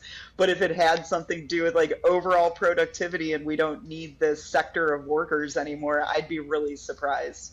Yeah, that's what I'm saying. He's given us Reaganite trickle-down economics, Reagan's literal trade policy that he ran on. And I'm giving the traditional left-wing stance of, like, maybe we shouldn't buy slaves. Right. It's crazy. Right. I know. Far, that child may well end up starving to death. There is like actual legitimate evidence Mm. of this. Like I said, there are cases where children, plenty of cases where children who aren't working in sweatshops get laid off and they go move to prostitution, or they starve to death, or they go to agricultural labor, which provides the country a lower overall growth rate, and it doesn't allow the country to actually economically develop. The reason we don't have 8-year-olds working in the U.S. is because the U.S. has high enough average productivity such that parents can afford to not have their children work. Fuck, I If you should have want doubled direct down child on labor. this. What you want is to If our productivity were to drop into critical eras, this dude would send your 8-year-old to the sweatshop. Because that's what he's saying right now. The only reason we don't do this here is because we're too rich. Because our productivity is good enough. If our productivity slips, Non-Fun wants your kid to go fucking work in a sweatshop. Well, and if that were the case, women wouldn't have entered the workforce the way that they did. If we didn't need these child laborers, then why did we need females in the workforce? Yeah. You know, like, why do most women work instead of stay home now? It's to collect taxes from them, which we did, like, get this in the all USA taxpayers are slaves when our hard-earned tax dollars are given to the corporations as subsidies and we get no share of their profits. Yeah, I mean, we can go into that too, sure. But yeah, I mean, the whole point is kind of disassembled when you see the females entering the workforce starting in like the 70s, 80s, 90s. increase average productivity in these countries. And guess what? We have a lot of good evidence that trade increases average productivity in developing countries. I do have an actual question for you. If the tariffs were so bad, why did Biden keep so many of them in place, and does it suggest that they are potentially strategically useful? I don't think it's just strategically useful. I think part of the reason that Biden kept them in place is because you know countries don't want to look weak by unilaterally bringing down their tariffs. I do think economically, like, strictly, He's it all would have over been the best board, economically, man. Earlier he because was It really saying is. targeted tariffs would work, and but a lot of targeted times tariffs are people better. wanna- And then country leaders- Biden's targeted tariffs get brought up, and he's like, I don't think those were good either. And it's like, bro, Right. you're arguing half an hour ago that targeted tariffs are the way to go, and favored nation policy is the way to go, and Trump just tariffed too much. And now you're saying you're against targeted tariffs too. Right, because again, his entire ideology is let everything be made abroad. We want like a net zero carbon society with no plants or manufacturing or anything. You know, that's his worldview. That's more important. I think if Icow were here, even though he completely hates my argument, I think he would have caught some shit like that, where he was saying at one point you were advocating for targeted tariffs, and you turn around and say targeted tariffs suck, just to win the last argument. Every time we shift argument, your point shifts. Right. I don't want to look weak by unilaterally bringing down tariffs, but doing them from the other side, bringing down these tariffs. And part of it's also like just basic like public choice theory, because the benefits of tariffs are so concentrated in just like a few actors. You know, the U.S. sugar program is a good example of this. We have tariffs on sugar. Sugar producers are able to heavily lobby the U.S. government because they can all coordinate and act effectively. Whereas the benefits of trade are so diffuse. You know, every single consumer would benefit from trade with free sugar, but or free trade in sugar, but each individual only gets helped about like $30 a year, right? So a lot of times we see these big companies are able to have their concentrated efforts to impose tariffs, and consumers don't act in such a way to get rid of the tariffs because the benefit is so diffuse for the consumer side. So, real quick, Biden not only didn't get rid of the tariffs, he added a 100% tariff against China on EVs specifically because he wanted the U.S. EV markets to succeed. So, just throwing that out there. I don't know why you think that. Like, I agree, Biden did some bad things. I think that was a bad thing. I'm not saying that you agree or disagree. I was just answering her question about why Biden kept them in place. You know, he kept them in place and added to them. He added a 100% tariff against Chinese EVs. There were also some he removed, right? But yeah. Oh, yeah, Like, he did. negotiated to get down some of the steel tariffs and stuff with our allies. So, also to address your point with Fairy Queen, I tried this line of argument, Fairy Queen, on a WIC panel. I got confirmed Non-Fon wants to ship our jobs to China. That's something that only the richest companies in the United States have access to, so they can get tax breaks, they can bypass human rights, they can bypass worker protections, they can bypass U.S. taxes, and most importantly, they can ignore U.S. climate policy and go to one of the most pollutant countries in the world to do their manufacturing because it's cheaper. So basically, we get cheaper goods if we go with Reaganite trickle-down economics is what Non-Fon's arguing here. Look, I obviously think that tariffs are good for every group of people you just mentioned. Trade is good for all the groups of people you just mentioned. Tariffs are bad, right? Like, trade is good for workers. Trade is good for poor people. I think all the evidence suggests this. Tyler doesn't seem to have much evidence on his side for these things. He just finds, like, intuitively, oh, it feels wrong when we, you know. I granted that we'd have it's best economic practice to not tariff. I granted that already. What I said is it doesn't have enough impact to matter because the economy is doing great right now by comparison to the last 5 years. No, I understand, but I'll respond to the point you just made that, like, I'm such a big, like, trickle down. Oh, yeah, that was tongue-in-cheek. That was tongue-in-cheek. Right, you know, that's obviously not the case. It's best for U.S. workers, and I believe free trade is what's best for U.S. workers overall. Okay, Tyler, time to wipe the smile off of your face. You claim tariffs helped raise wages, but the data tells a different story because between April 2024 and April 2020, minimum average weekly wage grew by only 3.6%. It's about $43 a week, and while inflation was 2.7%, resulting in a real wage increase of just about 9%. Do you think $9 extra per week really is helpful? Can you explain how such minimal gains meaningfully improve everyday living cost burdens? I mean, it took 7 months 5 years. of Biden. Right, exactly. I was like, April 2024 means absolutely nothing to me. 7 months of Biden. And really, like, up until March 2025. Yeah, really and then doesn't 3 mean months shit of to Trump me. without tariffs. So that's 10 months of no yeah. tariffs that you're talking about those wages. I didn't say that. I definitely should have. Okay, I was wondering if you caught that because immediately I was like, April 2024 means nothing to me. Yeah, no, absolutely. I should have. I didn't think of that at the moment. I just thought of it now. I should have responded with, well, you're talking about that period of time you gave me, 10 months of that was no tariffs, and only 1 week of that was like his tariffs and then post tariffs. So. Yeah, this means nothing. To get minimum wage from $15 to $18, and the average household can't even keep up enough to have livable experiences in their life. They can't even get a house these days. Their cars are more expensive. Dealerships can't even sell shit because nobody's buying them, and I know that one from personal experience. Well, there's a bit there to answer your primary question. That is actually not a claim. I'm correlating them. I'm not saying that they have causation. What I'm saying is, with the tariffs in place, it is economic best practice, what Non-Fon is saying. I'm saying that the economic fallout from the tariffs is so minuscule, we still see wages rising, despite that in the data, it does say tariffs cause wages to fall. Suggesting if we didn't have the tariffs, wages would be rising faster, inflation might be falling a little bit faster as well. Absolutely concede to that, but I'm saying it's minuscule in comparison to the grand scheme of things with many other factors, the most important one being the cheapening of energy. That's why I think we see inflation falling at the rate it is, we see wages going up at the rate it is. That's what I was saying about gas earlier. So that the energy, the drill baby drill agenda, I think is having more effect on wages than anything, because what he is saying is a lot of correct things. It's just, I think his overall argument is that it's hurting the economy, and it's like the economy is doing good, so maybe we can suffer this little bit of a hit while the economy is still doing better than it has in 5 years. But yeah, no, the price of cars, I worked at a car sales place at the time. That was the chips thing. That was why I liked the CHIPS Act. We definitely needed to have chips here in case there was an issue with Taiwan. That's what jumped the price of cars up. We've actually seen in the last 4 months of urban CPI, the price of new cars has been coming slightly down, but because of the auto tariff, with the exemptions of 15% off if you produce inside the United States, could potentially drive it up in the third quarter. That's what the Fed's saying right now. If that's the case, maybe we'll see those go bye-bye. I'm not sure, but Trump has been responding a bit with how economic downfall to his tariffs have been generally. But yeah, no, you're right about your concerns. I just think that I didn't link those two things together as strongly as it might have come off. My bad if it did. All right. Anything else? Okay, cool. All right, y'all, I'm gonna turn y'all loose for a few minutes here, and then we're in the closings. Go ahead. Okay, I just want to know, Tyler, who propagandized you into believing that VATs are trade barriers? That's just something I won't squabble on that. If you say they're not, they say they are. That's just something they said that they were trying to work out. They included that in their message. I'm not gonna die on that hill. You know, they are lying and they know they are wrong because no serious legitimate economist thinks VAT is a trade barrier. VAT is consumption taxes. They tax all consumption regardless of whether or not that's consumed in the country. So now, obviously, it does tax imports in the same way our U.S. sales tax taxes imports, but it also taxes domestic goods at the same rate. So there's no preferential treatment given to domestic manufacturers, right? So this is, that's obviously not true. That's just a lie used to justify all these, super. The argument I'm reading right now for it is that VAT exemptions often apply to local companies inside that nation, and the exemptions don't apply to imports in the same sector. So we see VAT exceptions kind of being levied unfairly, and that's why it's being held up as a barrier.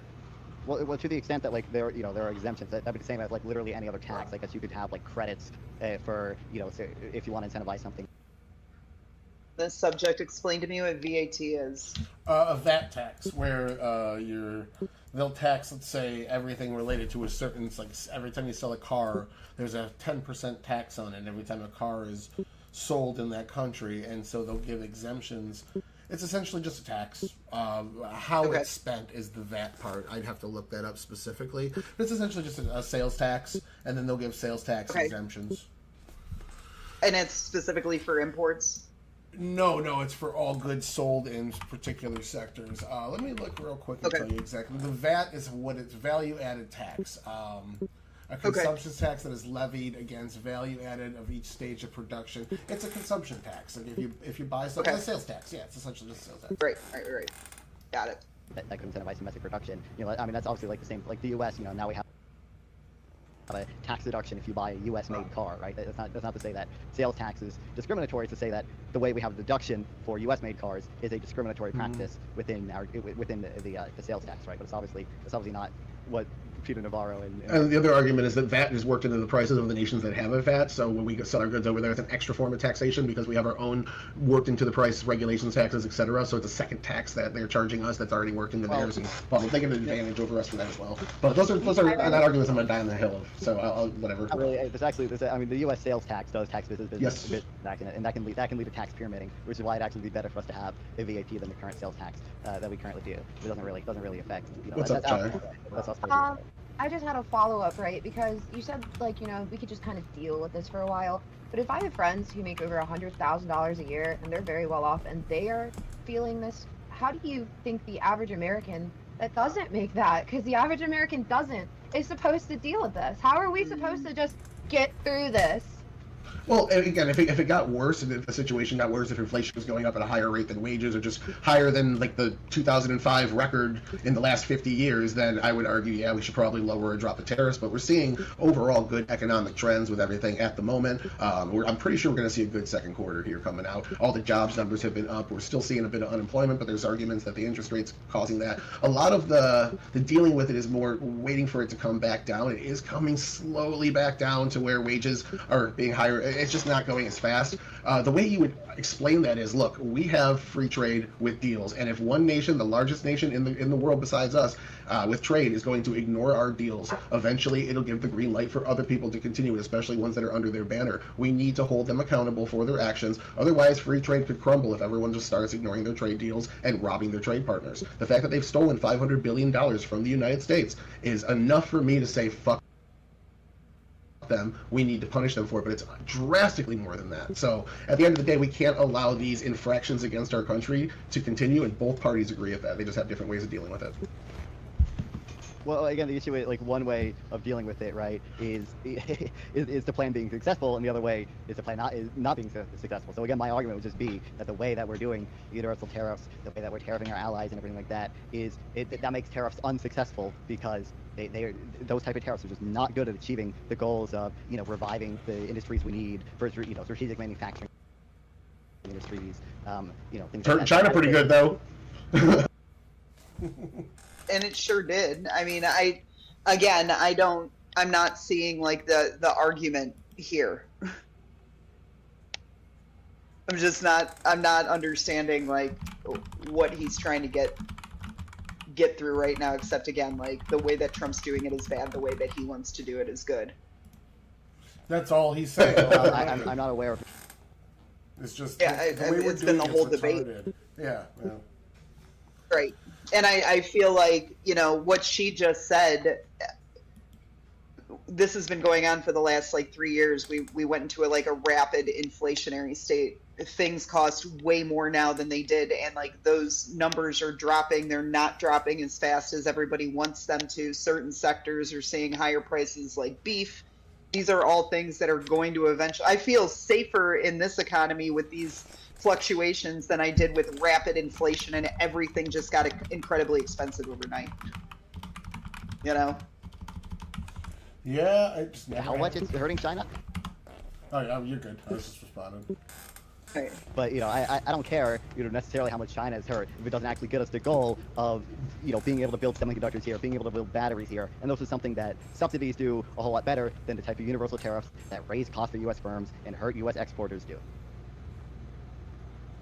All right. Well, that sounds like a good point for us to do some closings. And wrap this bad boy up. I'm going to go 3 minutes. Tyler started, so it looks like you're going first here. I really needed to bring up that $5 trillion in investment. I could have brought it up and be like, look, we got less than $1 trillion in subsidies, and we got like 2 EV plants, no working chip plants, and all this after years and years. Whereas Trump goes out and does these tariffs, and within 6 months he gets $5 trillion of investment in manufacturing in the United States.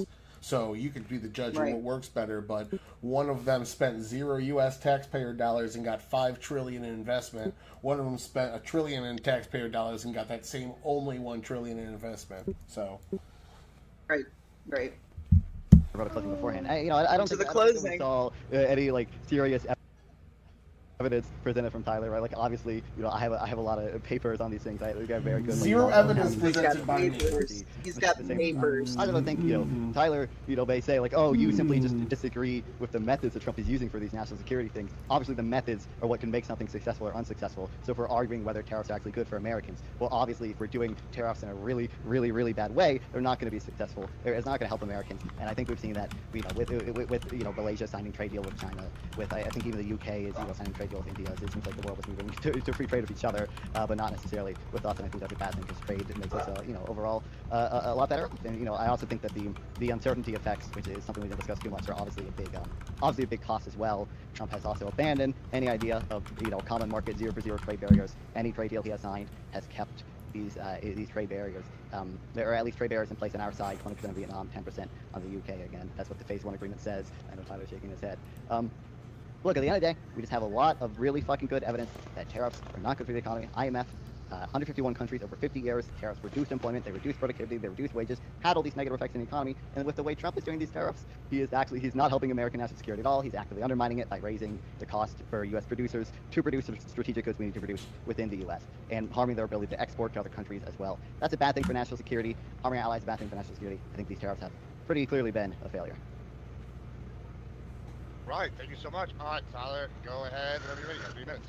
All right, so the question here was, are the tariffs good or bad for the United States? And the conclusion there, Nonfon, you said a lot of things that you never once even argued here. You just kind of went off on a list of things that were never brought up, that we never got to dispute. So you just basically made a bunch of hollow assertions, which, again, you can bust out all the studies you want. I granted the point that tariffs were not best practice for the economy. What I showed you in the data and with my other arguments on national security is that the minuscule amount that they actually hurt the economy is not hurting the economy as a whole. And at the same time, we are preserving actual free trade where these barriers are getting dropped around the world. Now, you praise China for getting 2 trade deals, one with a country they already had a trade deal with, but then say that 80 trade deals with the United States is no proof of success at all? You're saying China got a trade deal with the UK and Malaysia, And you're like, oh man, they're fucking winning this thing. But the 80 countries that are currently working with the Trump administration, multiple of which are dropping all of their trade barriers to zero. I can count 20 right here, all dropping all trade barriers to zero with the United States, including that's the long-term goal with the UK. That's not a success. We shouldn't worry about it. Us actually holding China accountable for intellectual property theft, breaking all these deals, and showing that there's accountability if you don't actually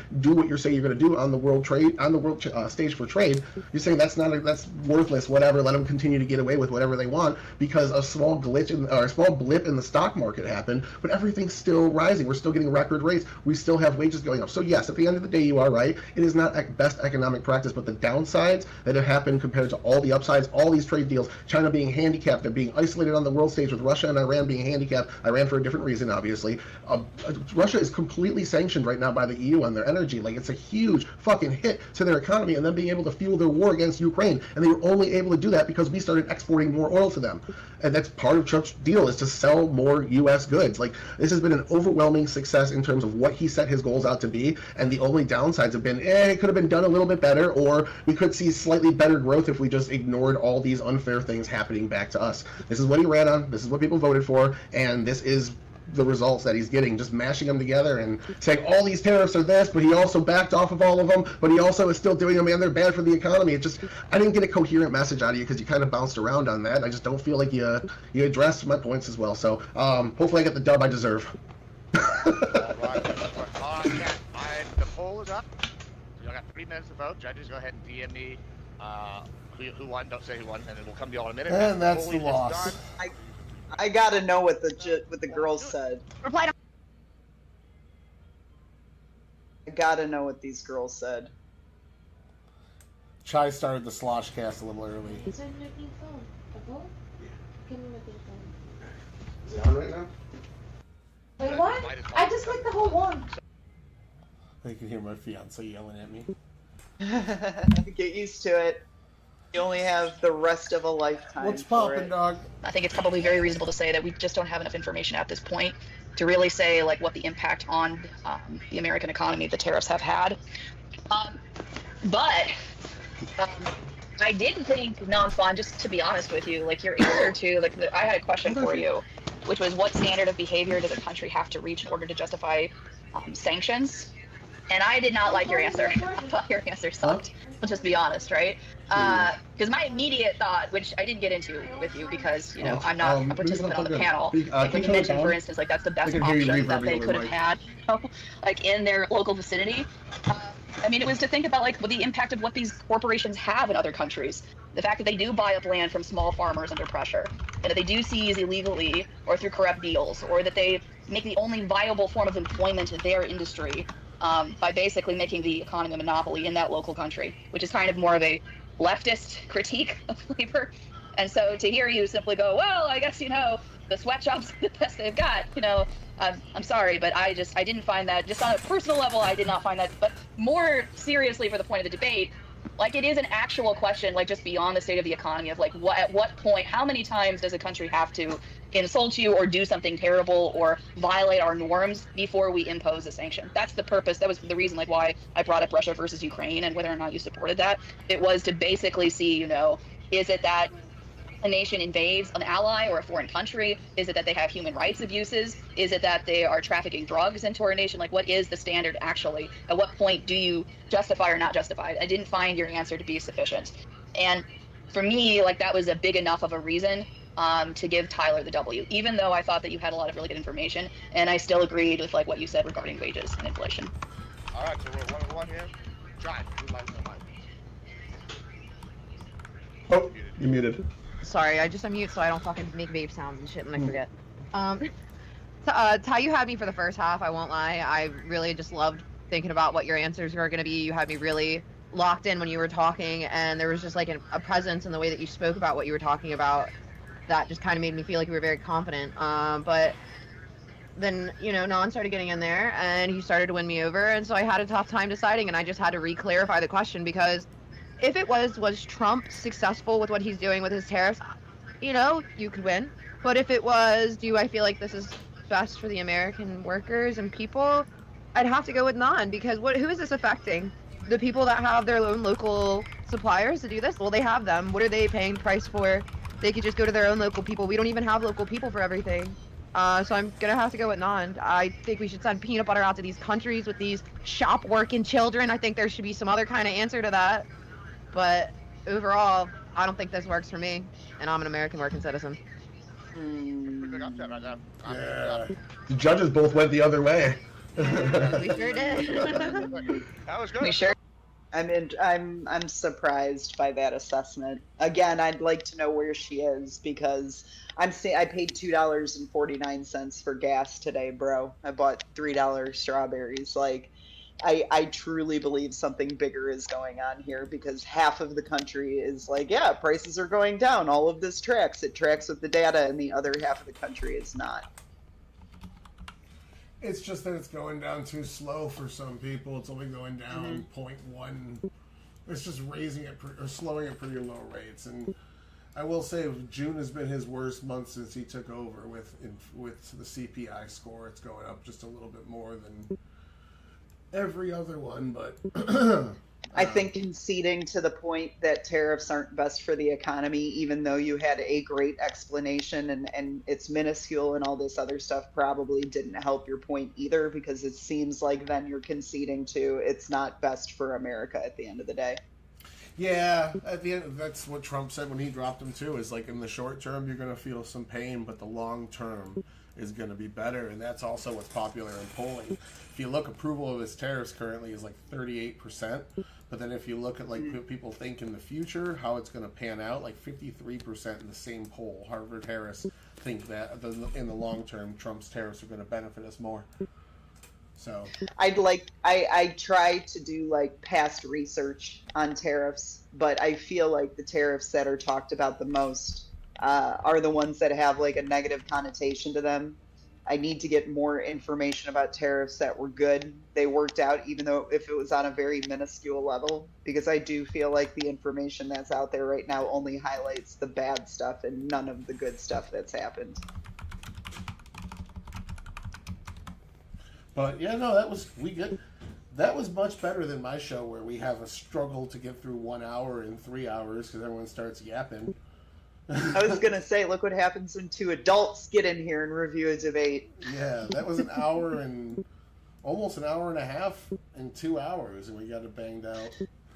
Yeah, dude, for sure. You got anything else you want to say about it? No, I think it's time. I gotta go cook some dinner, and I think we're gonna go replant some plants. We've been cutting all of our plants up and making other ones, and we're thinking about just kind of selling them, doing them up, put them in nice pots, maybe like do a little decoration, some sand and like a couple rocks or something, and then selling them on Facebook Marketplace because I got so many like really cool plants, and she likes doing it. So that's awesome. I love that. It's time to rip out the summer vegetables. I've got some squash and some other shit going, so it's time to rip out the tomatoes and cucumbers and start getting ready for fall already. I can't believe it.